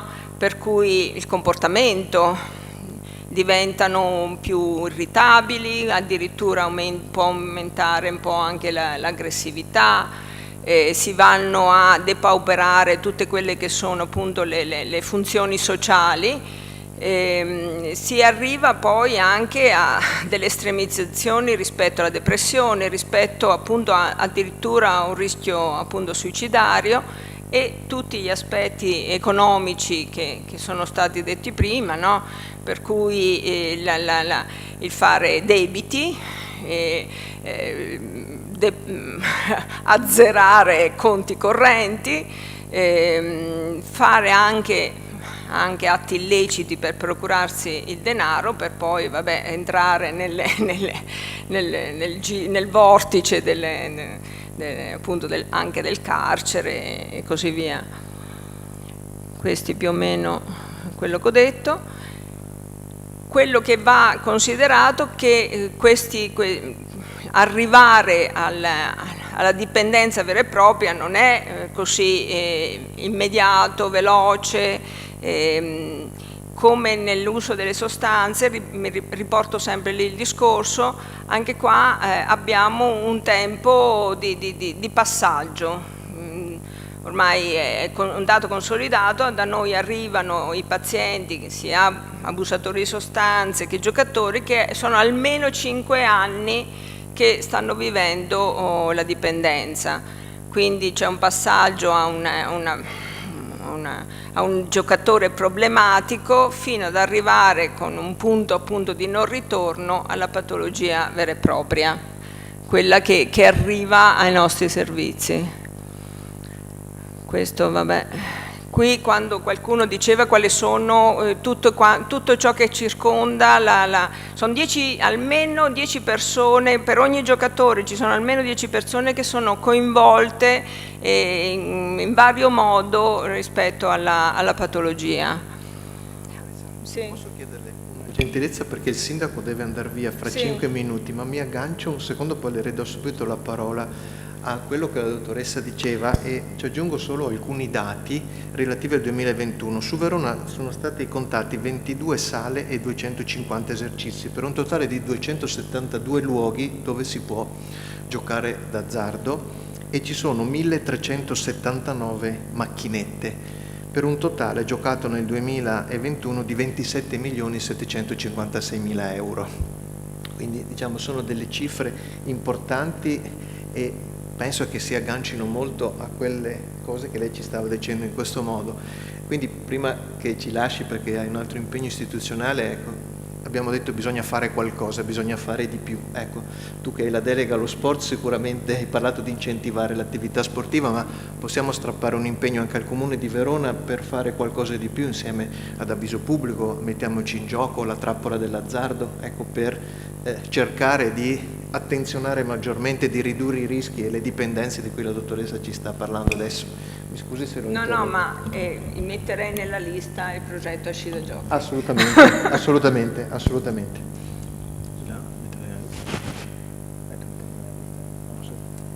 No, siccome diceva il dottor Romani, nella lista delle collaborazioni della rete, dico, facciamo qualcosa in più, facciamo rete. Ma sì, la riflessione sui luoghi del gioco e sul posizionamento delle macchinette, anche come sappiamo, insomma, sapete che sono sempre spesso zone miste, quindi a corollario dell'offerta, diciamo, del bar, della ristorazione, della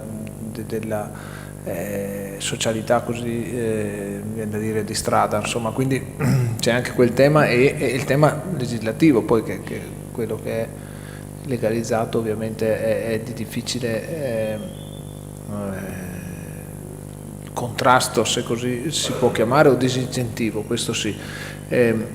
Una delle cose che possiamo prendere l'impegno di fare è anche quel discorso legato appunto alla mappatura, e soprattutto quello che dicevo prima, legato anche alla mappatura in aree della città dove probabilmente la presenza, o meglio la percentuale di solitudine è più alta, riallacciandomi all'assessorato che il Comune di Povegliano ha, e quindi probabilmente avere un occhio di riguardo sul posizionamento di queste realtà, sulla vicinanza dei luoghi di affluenza dei soggetti fragili rispetto a questo fenomeno, può essere sicuramente un monitoraggio che, anche assieme appunto alle associazioni e progettualità che hanno più esperienza di noi, può essere un nostro impegno che prendiamo. Io colgo anche l'occasione per portare i saluti di Stefania Zivelonghi, che per una serie di comunicazioni poi con le tempistiche risulta magari nel programma, o è risultata nel programma, ma sapeva che non sarebbe potuta venire, ma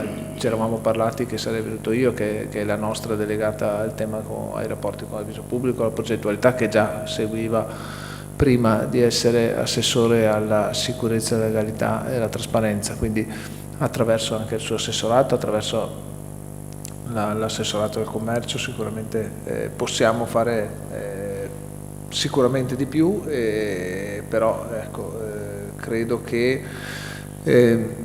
come tutte le cure poi hanno bisogno di una seria ed efficace diagnosi, quindi intervenire con la situazione su misura per il quartiere o per la città, per la situazione diciamo anche demografica di ogni città, probabilmente le soluzioni o gli interventi su Verona non sono quelli che potrebbero essere necessari su Padova, e quindi credo che a partire da lì sia davvero anche questo una delle attività che noi come amministrazione dobbiamo fare, poi per non trovarci ad avere solo i servizi sociali a occuparsi di questo fenomeno. Credo che invece sia opportuno, ma quello che dicevo prima, io sicuramente anche riallacciandomi al titolo della giornata, insomma, quindi parlando di sport, credo che davvero anche quello che sembra più lontano dall'intervento immediato, credo che invece possa essere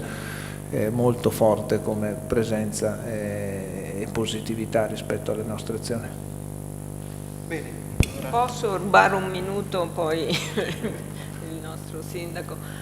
Quando lei adesso stava dicendo delle zone, noi facciamo delle attività, poi vabbè lo dirò, delle attività di prevenzione, abbiamo fatto molti interventi all'interno delle università della terza età, e penso che sia fondamentale appunto una collaborazione in questo senso, cioè l'individuazione delle zone a rischio, e queste secondo me ce lo potete dire bene voi, e quindi di fare lì gli interventi, perché è impossibile che noi facciamo degli interventi a tappeto, l'USL 9 è enorme, impossibile, dobbiamo fare delle scelte di dove andare a fare l'intervento, e lì facciamo l'intervento sulla popolazione, nelle scuole, anche lì non tutte le scuole sono uguali, qualcheduna è un po' più a rischio, per cui lancio adesso questa richiesta: troviamoci a identificare assieme i posti dove possiamo noi andare per un reciproco appunto aiuto.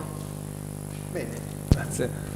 Sì, abbiamo il Comitato per l'Ordine e la Sicurezza in prefettura, quindi per questo motivo che devo lasciarvi anzitempo. Grazie davvero anche per l'invito. Grazie a te Damiano, davvero, grazie, buon lavoro. Salutiamo anche l'assessore Diego Bonavina, grazie Diego per essere venuto, grazie. E chiederei al dottor Marco De Pasquale per favore se ci raggiunge al tavolo, e lascerei la parola per la conclusione della sua relazione alla dottoressa Migliozzi. Sì, io vado velocemente su queste cose perché quello che mi interessa in questo momento è parlare appunto del nostro progetto. Il progetto ha 2 linee di finanziamento, ma soprattutto ci sono dei fondi dedicati allo sviluppo delle progettualità in tutte le regioni italiane. Per il prossimo anno la Regione Veneto è una delle 7 regioni italiane che ha avuto il finanziamento, per cui insomma questo è un titolo di merito per la nostra attività.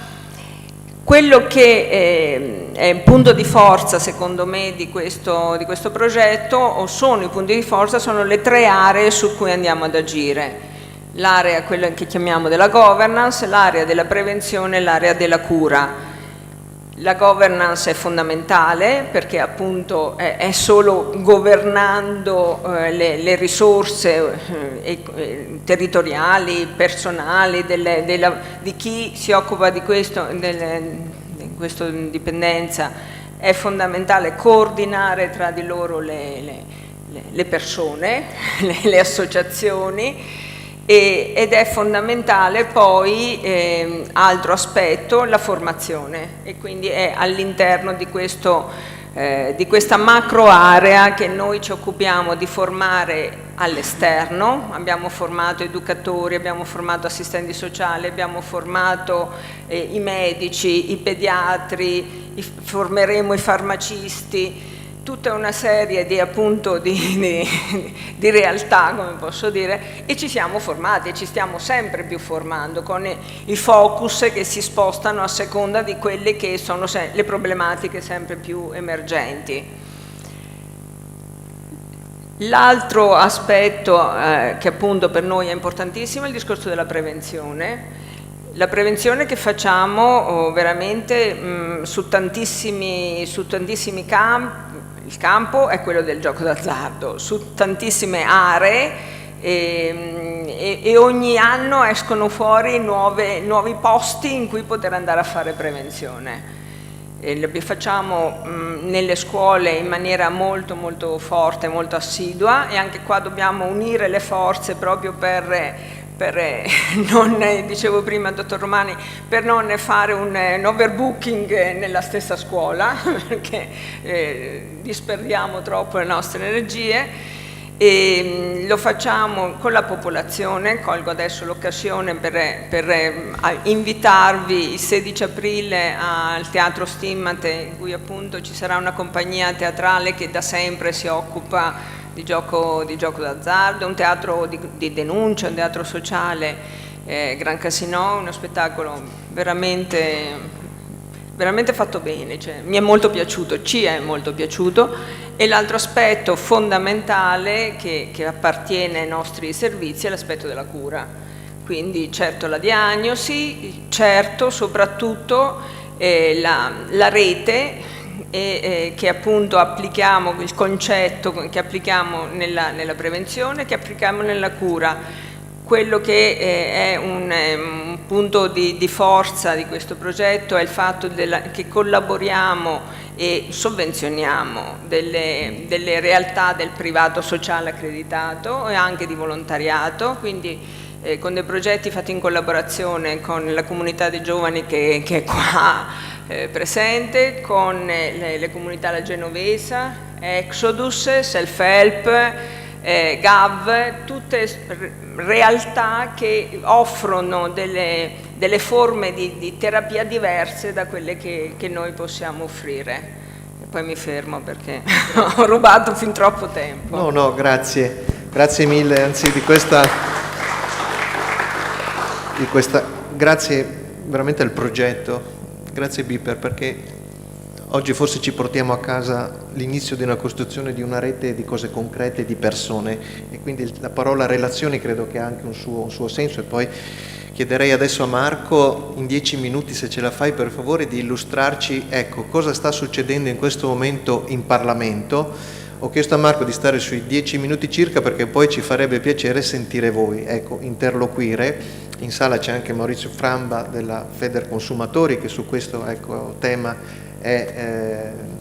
ha delle cose da dire, quindi c'è un primo intervento già prenotato, però ci farebbe piacere sviluppare un dialogo. Grazie Marco, e a te la parola. Grazie, buonasera innanzitutto a tutte e tutti. E allora parleremo dell'aspetto legislativo normativo, quindi sono le 5:20, però ci sono una serie di novità e quindi è importante fare questo passaggio. Perché dico che ci sono delle novità? Perché ad agosto del 2023 è stata approvata la legge delega fiscale, e la legge delega fiscale all'articolo 15 contiene anche la delega al governo per il riordino delle disposizioni in materia di giochi pubblici. Ecco, questa cosa probabilmente era già in qualche modo stata divulgata. Noi abbiamo pubblicato anche una serie di schede sul sito di Avviso Pubblico come osservatorio, e adesso siamo in quella fase in cui il governo sta attuando la delega che ha ricevuto.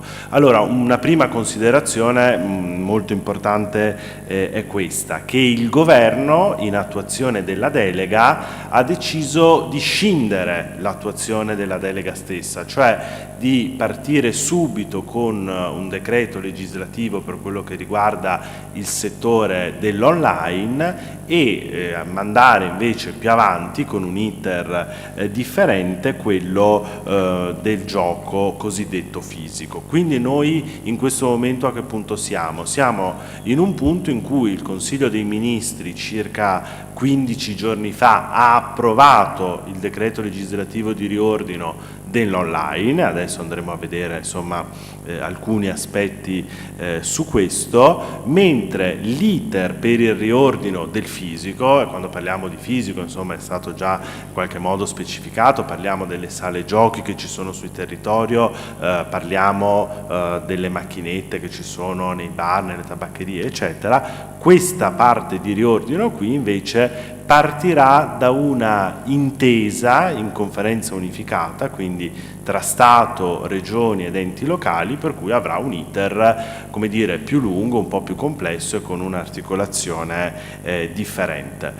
Dico questo perché poi come osservatorio noi monitoriamo i lavori parlamentari e ci sono state una serie di audizioni. La scelta del governo di distinguere tra online e fisico per quello che riguarda il riordino è stata oggetto anche di una serie di appunti, di una serie insomma anche di perplessità che poi durante le audizioni, che sono state varie anche degli operatori del gioco ma non solo, anche di varie associazioni, noi stessi come Avviso Pubblico abbiamo presentato una memoria, ci sono state insomma su questo alcuni appunti, alcune perplessità. Questo anche per dire diciamo del livello di dibattito che c'è su questo.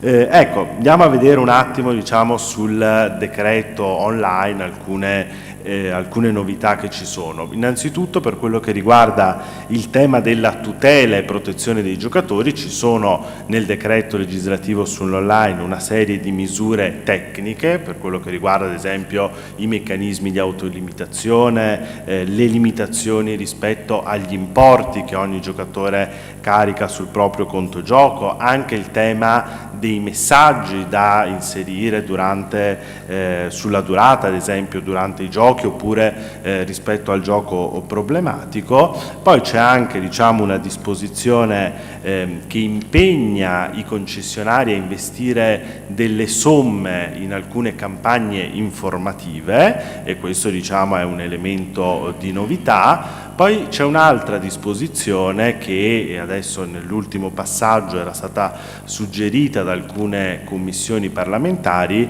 che riguarda il tema del gioco responsabile. Prima insomma in qualche modo se ne è discusso e su questo dovremo tenere ben focalizzata la nostra attenzione perché si parla, qui lo leggo perché me lo sono segnato proprio, della promozione della comunicazione di alcuni messaggi funzionali alla diffusione del gioco responsabile con il logo del concessionario. Allora questo vedremo se sarà così anche nella versione definitiva che stiamo attendendo in Gazzetta Ufficiale. Noi come osservatorio diciamo facciamo questo e quindi osserviamo e monitoriamo questo, però questo evidentemente si salda con il tema del divieto di pubblicità che in Italia è vigente dal 2018. Chiaramente pensare a messaggi funzionali alla diffusione del gioco responsabile con il logo del concessionario, sicuramente apre un tema. Questo diciamo in modo tecnico, ma nel rapporto tra legge e disposizioni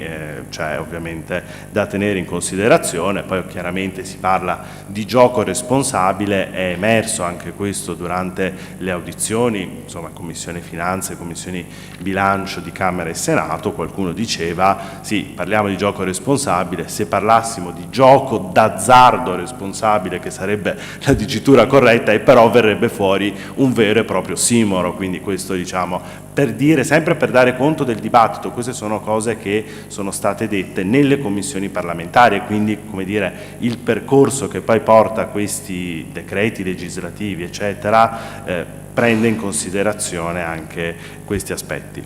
Poi c'è un altro punto, vado un pochino più veloce, per quello che riguarda la consulta permanente dei giochi pubblici, perché il decreto legislativo istituirà questa nuova consulta che vedrà anche la partecipazione dei rappresentanti dei concessionari del gioco e qui diciamo uno dei temi sarà quello del rapporto di questa nuova consulta con l'osservatorio per il contrasto alla diffusione del gioco d'azzardo che già attualmente esiste ed è operante all'interno del Ministero della Salute. Quindi vediamo diciamo anche un po' una nuova consulta a cui partecipano i concessionari e l'osservatorio che però diciamo, esiste, quindi bisognerà capire un po' come saranno il rapporto tra questi soggetti. Poi ci sono una serie di altre disposizioni, si è discusso molto ad esempio nelle commissioni parlamentari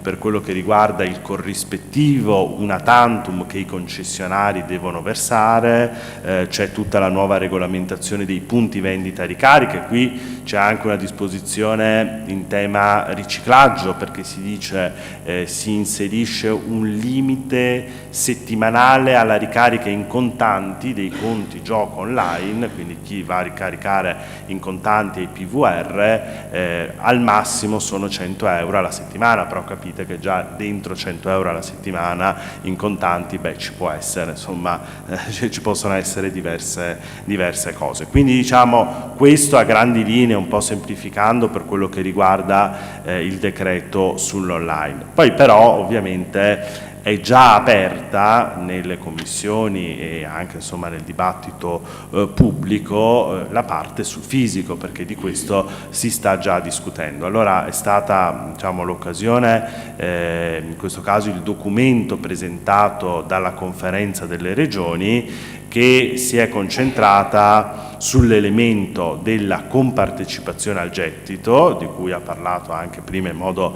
direi molto chiaro l'assessore Bonavina, e anche del tema del distanziometro. Il tema del distanziometro forse vale la pena diciamo, specificare un minuto su questo, perché il distanziometro è uno strumento, cioè la distanza che deve intercorrere tra i punti gioco e alcuni luoghi sensibili, come gli ospedali, come le scuole, come i luoghi di culto, e fino a questo momento il distanziometro è stato introdotto con leggi regionali e poi declinato dai vari comuni che hanno, diciamo, che l'hanno applicato con le mappature dei luoghi sensibili, eccetera. Su questo strumento si è scatenata, potremmo dire un po' così, l'ira degli operatori del gioco, nel senso che sono numerosissimi i ricorsi che gli operatori del gioco presentano al TAR e al Consiglio di Stato rispetto all'applicazione di questo strumento, e però va detta una cosa, cioè che i TAR e il Consiglio di Stato hanno sempre riconosciuto l'efficacia di questo strumento, perché dicono è efficace per ridurre l'offerta di gioco in funzione della tutela della salute pubblica, che deve essere, diciamo, che è un obiettivo che le leggi regionali e i comuni devono perseguire. Quindi da questo punto di vista noi abbiamo una giurisprudenza che nell'affermare questo principio è costante. Questo è un dato diciamo, da tenere in considerazione. Ci sono, diciamo, varie posizioni sul campo. La Conferenza delle Regioni da questo punto di vista chiede che si riveda questo strumento, poi vedremo il dibattito dove porterà. Noi, diciamo, guardiamo solo un dato, poi su questo vado a chiudere. Noi abbiamo gli ultimi dati che citava anche Pierpaolo all'inizio del libro blu ADM del 2022, noi vediamo che il gioco online e il gioco fisico crescono entrambi contemporaneamente, quindi non c'è un effetto di sostituzione. Nel 2022, appunto, gli ultimi dati ufficiali completi disponibili, il gioco fisico cresce del 43%, il gioco online cresce del 9%, ma non c'è un effetto sostituzione tra i due, per cui dire il distanziometro segna il passo perché oggi col telefonino si può giocare ovunque, in realtà è affrontare la questione, insomma, in un modo che quantomeno, ecco, andrebbe riconsiderato sulla base delle pronunce, delle sentenze dei TAR del Consiglio di Stato. Quindi quello che possiamo auspicare è proprio questo: partiamo da un patrimonio di esperienze, di applicazioni e anche di declinazioni giurisprudenziali che ci sono, e su questo tema sono anche corpose. Grazie. Grazie Marco per la sintesi, per le informazioni. Avete capito che la grande sfida, la grande battaglia è tra il profitto e la salute, sostanzialmente. Ecco. Quindi grazie per questo intervento. Adesso chiederei appunto a Maurizio Framba i 3 minuti, che così insomma fa il tuo intervento. Giulia Migneco deve fare una comunicazione di servizio veloce. Velocissima. Allora adesso passerò insieme a un mio collega, vi distribuiremo questi QR code vi chiediamo di compilarli, non per forza subito in sala, ma quando rientrate a casa va benissimo, però vi chiediamo di farlo perché insieme a Biperbanca abbiamo deciso di avere anche una valutazione di questo incontro. È la seconda edizione di questo progetto, lo scorso anno questi questionari e le vostre valutazioni ci hanno aiutato a migliorarlo e quindi vi chiediamo, ecco, con onestà di rispondere alle domande che troverete all'interno. Grazie.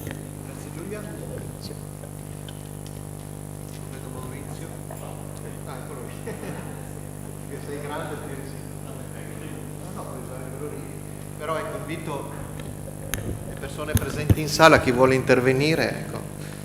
Benissimo, grazie. Ma soltanto 3 minuti. Prego. Perché Maurizio Framba, sono il presidente di Federconsumatori, che è un'associazione di consumatori riconosciuta a livello nazionale insieme a altre associazioni. Lavoriamo sul territorio veronese. Perché vi chiedo 3-4 minuti di tempo? Perché questo argomento di fatto è un argomento sul quale le associazioni di consumatori, in modo particolare quello che io rappresento, è estremamente sensibile. Marco ha evidenziato l'aspetto giuridico, la fase. Anche noi come Federconsumatori siamo molto attenti a questo. Guardate, nel decreto si è ampliato il numero dei giochi. Pensate, il numero dei giochi si è ampliato. La traduzione molto semplice è che quegli 11 miliardi di introiti fanno interesse per tutti, o meglio, interessi per il nostro paese, e più si inventano giochi, più logicamente gli introiti sono la conseguenza. Io ho chiesto di intervenire perché una serie di passaggi, come il rappresentante dell'associazione che faceva prima, questo bisogno, e anche la dottoressa, il bisogno di far rete.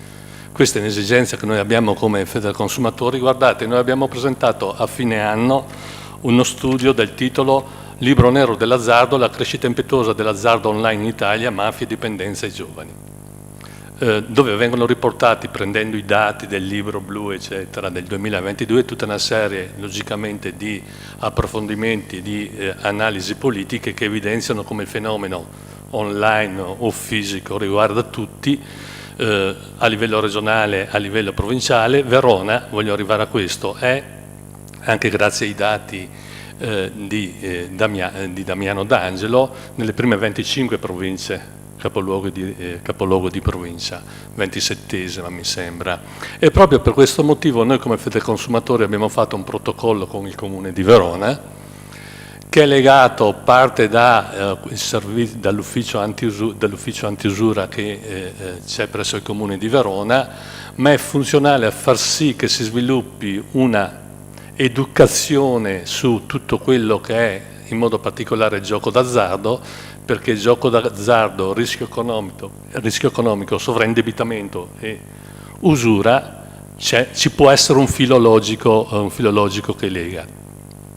Uno dei primi lavori che faremo, è stata la domanda che è stata fatta al sindaco, è quella della mappatura di quelli che sono i luoghi fisici per quanto riguarda il gioco d'azzardo fisico. C'è tutto quel pezzo all'interno del mondo della tecnologia che è proprio il mondo rispetto al quale c'è un abisso, c'è una profondità incredibile, tutto da logicamente verificare e studiare. Però la cosa importante, come dicevo in alcuni interventi, è che noi siamo disponibili con avviso pubblico e con tutte le altre associazioni, logicamente a far rete, perché corriamo il rischio che ognuno altrimenti si muova per i fatti suoi, quando in realtà ci muoviamo tutti sullo stesso terreno. Quindi come Federconsumatori noi siamo particolarmente attenti e disponibili a lavorare insieme. Grazie. Grazie Maurizio, prego. Sì, ciao Chiara, scusa, non ti avevo riconosciuto, prego. Chiara Stella, vieni qua. Prego.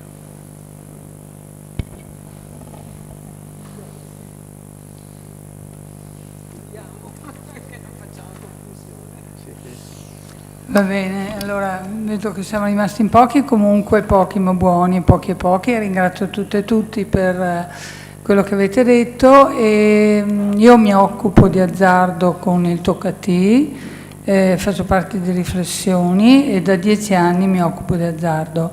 Quello che dico è che l'azzardo non è un gioco, e l'ha toccato prima la dottoressa Migliozzi, giusto? E perché non è un gioco? Perché l'azzardo riguarda l'alea, non riguarda l'agon, cioè non riguarda l'agonismo, e quindi questa cosa è fondamentale. Non chiamiamo più ludopatia il disturbo d'azzardo, perché è un disturbo. Qui a Verona abbiamo l'unica clinica che si occupa delle dipendenze d'azzardo, che è quella di Fabio Lugoboni, e che ha tra l'altro prodotto uno spettacolo teatrale interessante, molto interessante, che ho visto al Camploi, e credo che unire le nostre forze, come dice Pierpaolo, sia molto importante. Però cominciamo a chiamare con il nome proprio che l'azzardo non è un gioco.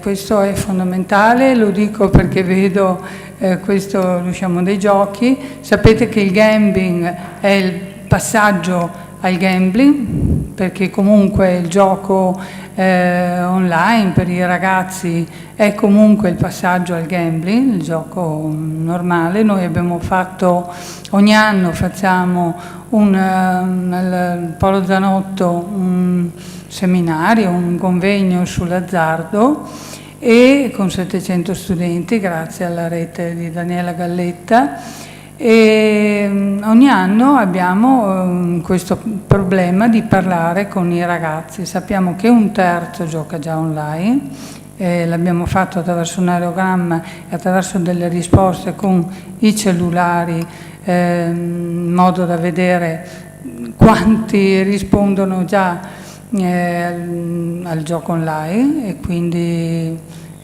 sappiamo che il gioco online è cresciuto molto con il Covid e anche dopo, come però è cresciuto il gioco fisico, perché questa roba bisogna dirla, cioè è una questione di generazioni. Ci sono generazioni che giocano col fisico e sono generazioni che giocano col telefonino, e questo è qualcosa di cui tener conto. Comunque la disponibilità a fare le cose insieme c'è. Grazie Pierpaolo. Grazie Chiara. Maurizio Faccincani, poi c'è l'intervento e poi c'è Damiano D'Angelo. Lui.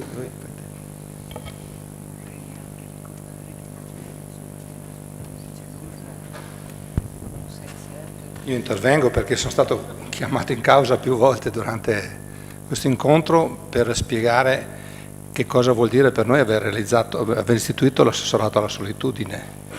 Le esperienze precedenti che conosciamo sono state legate a qualche esempio ancora anche nel Veneto, dove l'assessore andava a trovare le persone sole a casa. In realtà non è questo l'obiettivo, insomma.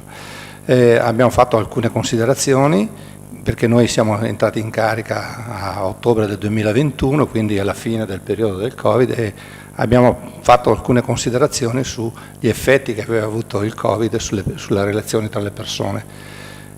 Sembra strano, ma finché c'erano tutti i divieti in epoca Covid e tutti dicevano non possiamo accettare di non poter socializzare, nel momento in cui c'è stata la possibilità di muoversi, le persone hanno cominciato a farsi portare a casa la pizza, a guardare i film su Netflix, a non uscire più, a non socializzare più, e sono comparsi oppure sono acuiti dei fenomeni anche patologici, alcuni di quelli abbiamo parlato oggi. Noi cosa abbiamo pensato allora? Al di là di istituire un assessorato che avesse questo scopo, quindi di evitare l'isolamento e la solitudine, perché stava diventando un problema di carattere sociale più ampio rispetto al fatto singolo, abbiamo affiancato a questo un progetto di comunità educante, cioè creiamo un welfare di comunità, perché pensiamo che l'obiettivo di una pubblica amministrazione, l'amministrazione comunale, sia quella di migliorare il senso di comunità nella realtà che amministra. Perché l'individualismo porta anche a conflitti sociali, a difficoltà, a isolamento, e invece una società cresce di più se riesce a stare meglio insieme, e quindi creando opportunità di risposta alle problematiche, a partire dai giovani fino alle persone anziane, senza trascurare le generazioni in mezzo. Per cui magari asfalteremo qualche strada in meno, prenderemo qualche voto in meno, ma almeno avremo contribuito a creare più comunità.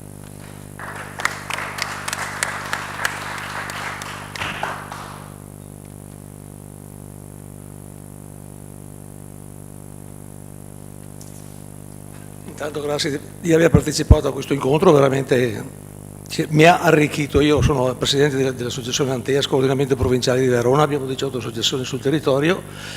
Volevo dire due cose per collaborare, per far rete, perché noi 5 anni fa a Giabbo Oriente abbiamo presentato questo progetto qua. Abbiamo invitato quel signore lì dai capelli ricci, che ha fatto vedere prima sul filmato, è venuto, ha fatto 3 interventi con 200 ragazzi sulla platea. È stata veramente un'esperienza favolosa, perché lui ha fatto capire a questi che per quanto giochi non vincerai mai. Veramente favoloso. Io ho un figlio che non vorrei dire che è fuori, però è ancora dentro nella trappola. Non mi vergogno di dirlo, ma sto combattendo veramente con lui e con una psicologa, spendiamo soldi ogni mese per fare gli incontri. Spero ne venga fuori, spero, lui lo ha promesso, ma non si sa. Vorrei partecipare a far rete anche noi come Antea, ecco, magari poi ci scambiamo i numeri di telefono con la dottoressa Condulce, che veramente per andare sul territorio, perché poi quando abbiamo fatto l'incontro lì in fiera ci sono ricercate tantissimi insegnanti della scuola media, delle scuole inferiori e anche delle scuole superiori, e siamo entrati solo in un collegio, in un istituto a San Bonifacio. Siamo riusciti ad entrare lì perché ci vogliono le conoscenze, ci vuole il tempo, ci vogliono le persone. Non siamo in tantissimi, però 2 o 3 psicologi le abbiamo a disposizione per fare questo. Grazie ancora. Damiano D'Angelo più volte chiamato in causa. Prego, benvenuto.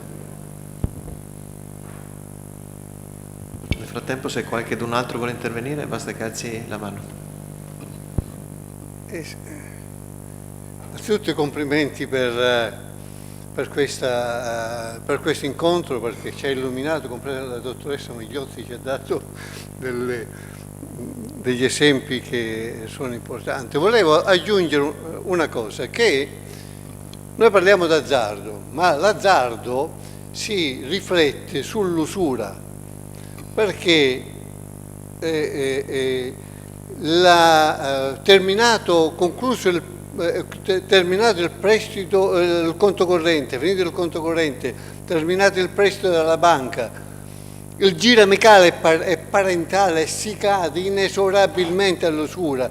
Io parto da una massima che usura e gioco d'azzardo è un cerchio che si chiude perfettamente. Ma sapete chi ci va a giocare? Almeno anche stamattina ne ho trattato una persona che è venuta in ufficio. Le persone di reddito medio-basso e quelli che, scusate il termine, ma poco acculturate, sono quelle che ci cascano. E chi è che colpisce maggiormente? La microimpresa e la piccola impresa, le partite IVA, i commercianti.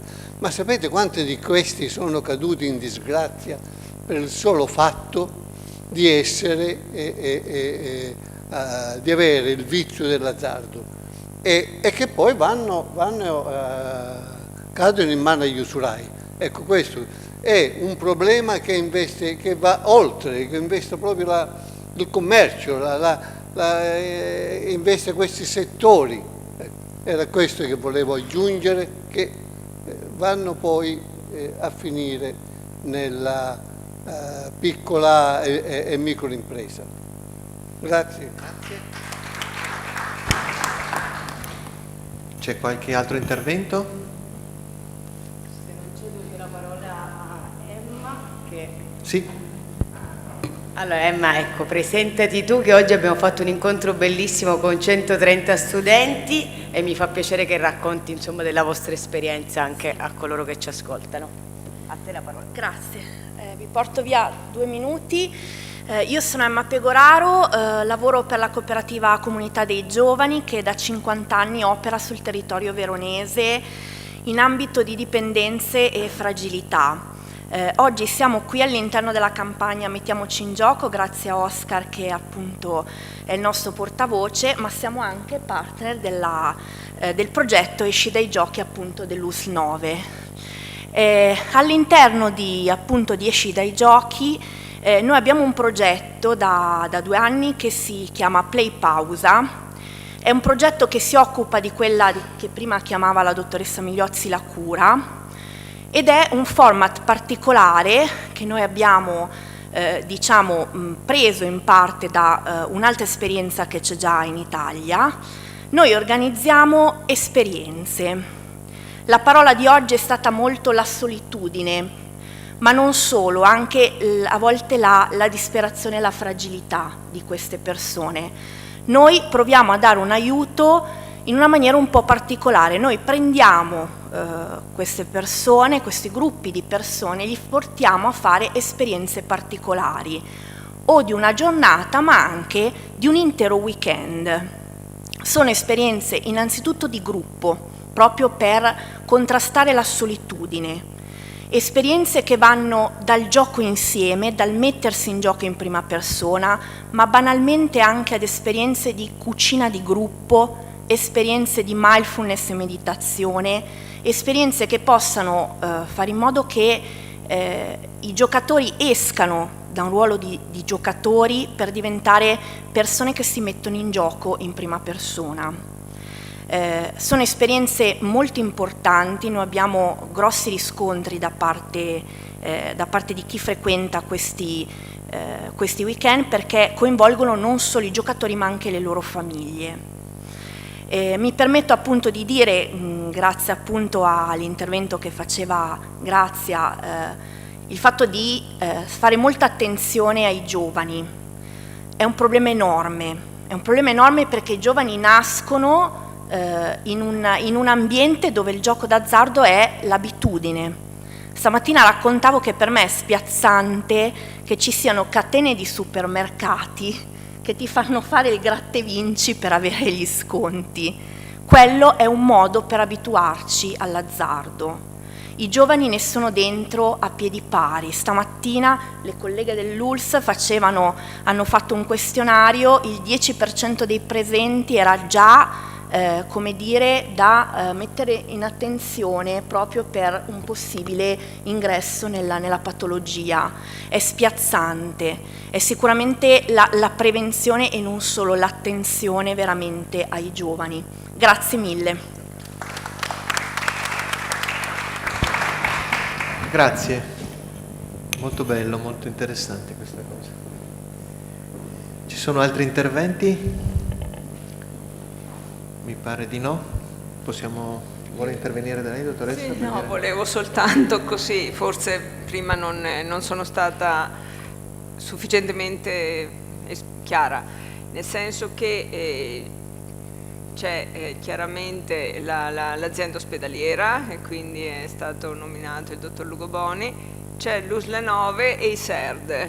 Sono 6 SERD sul territorio, quindi Verona, Soave, Bussolengo, Villafranca, Zevio e Legnago, le dico tutti, che offriamo cura, che offriamo un supporto psicologico, che offriamo una presa in carico multidisciplinare e multiprofessionale, perché appunto abbiamo visto come questa patologia coinvolga la famiglia, gli amici, la persona e tutti quelli che la circondano, per cui ecco, volevo un attimo così sottolineare. È una comunicazione molto importante. Ma che dire, è stato un pomeriggio interessantissimo, ricco di riflessioni, di osservazioni, ma anche abbiamo provato a mettere insieme i vari pezzi. Se dovessi personalmente dire che cosa mi è rimasto, userei un acronimo PCR, la P di prevenzione, ma anche la P di parola. Io credo che, essendo un seminario aperto ai giornalisti, l'uso responsabile delle parole sia un primo elemento per costruire prevenzione e per costruire consapevolezza. La C, mi ritorna in mente la parola cura, nel senso del prendersi cura, dell'occuparsi. Qui c'è Anna Lona che sulla cura ha fatto degli studi importanti e potrebbe dirci delle cose interessanti. Ma la C anche di comportamento e di comportamenti, quindi l'attenzione a come ci si comporta, a che cosa si fa, a come ci si rappresenta anche agli altri, ciascuno di noi e soprattutto in particolar modo anche chi ha dei ruoli nel mondo pubblico, nel mondo dell'impresa, nel mondo del sociale. La R ovviamente di rete. Credo che questo sia un impegno che col progetto dobbiamo cercare di portarci a casa, ma di farlo concretamente nelle prossime settimane, ma la R è anche di responsabilità e di relazione. Ecco, io credo che la relazione sia una cifra che oggi, uno degli elementi, parlando di solitudine, parlando di fragilità, è venuto fuori. Dovessimo saldare PCR, direi che è l'ora di metterci in gioco forse per creare un piano per realizzare una comunità responsabile. Grazie a tutti, grazie a tutte, ricordatevi di firmare e di compilare il questionario sul QR code. Arrivederci. Grazie a voi.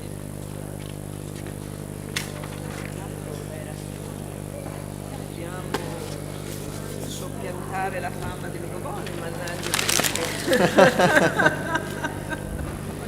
Noi ci vediamo. Abbiamo anticipato con la amalgamazione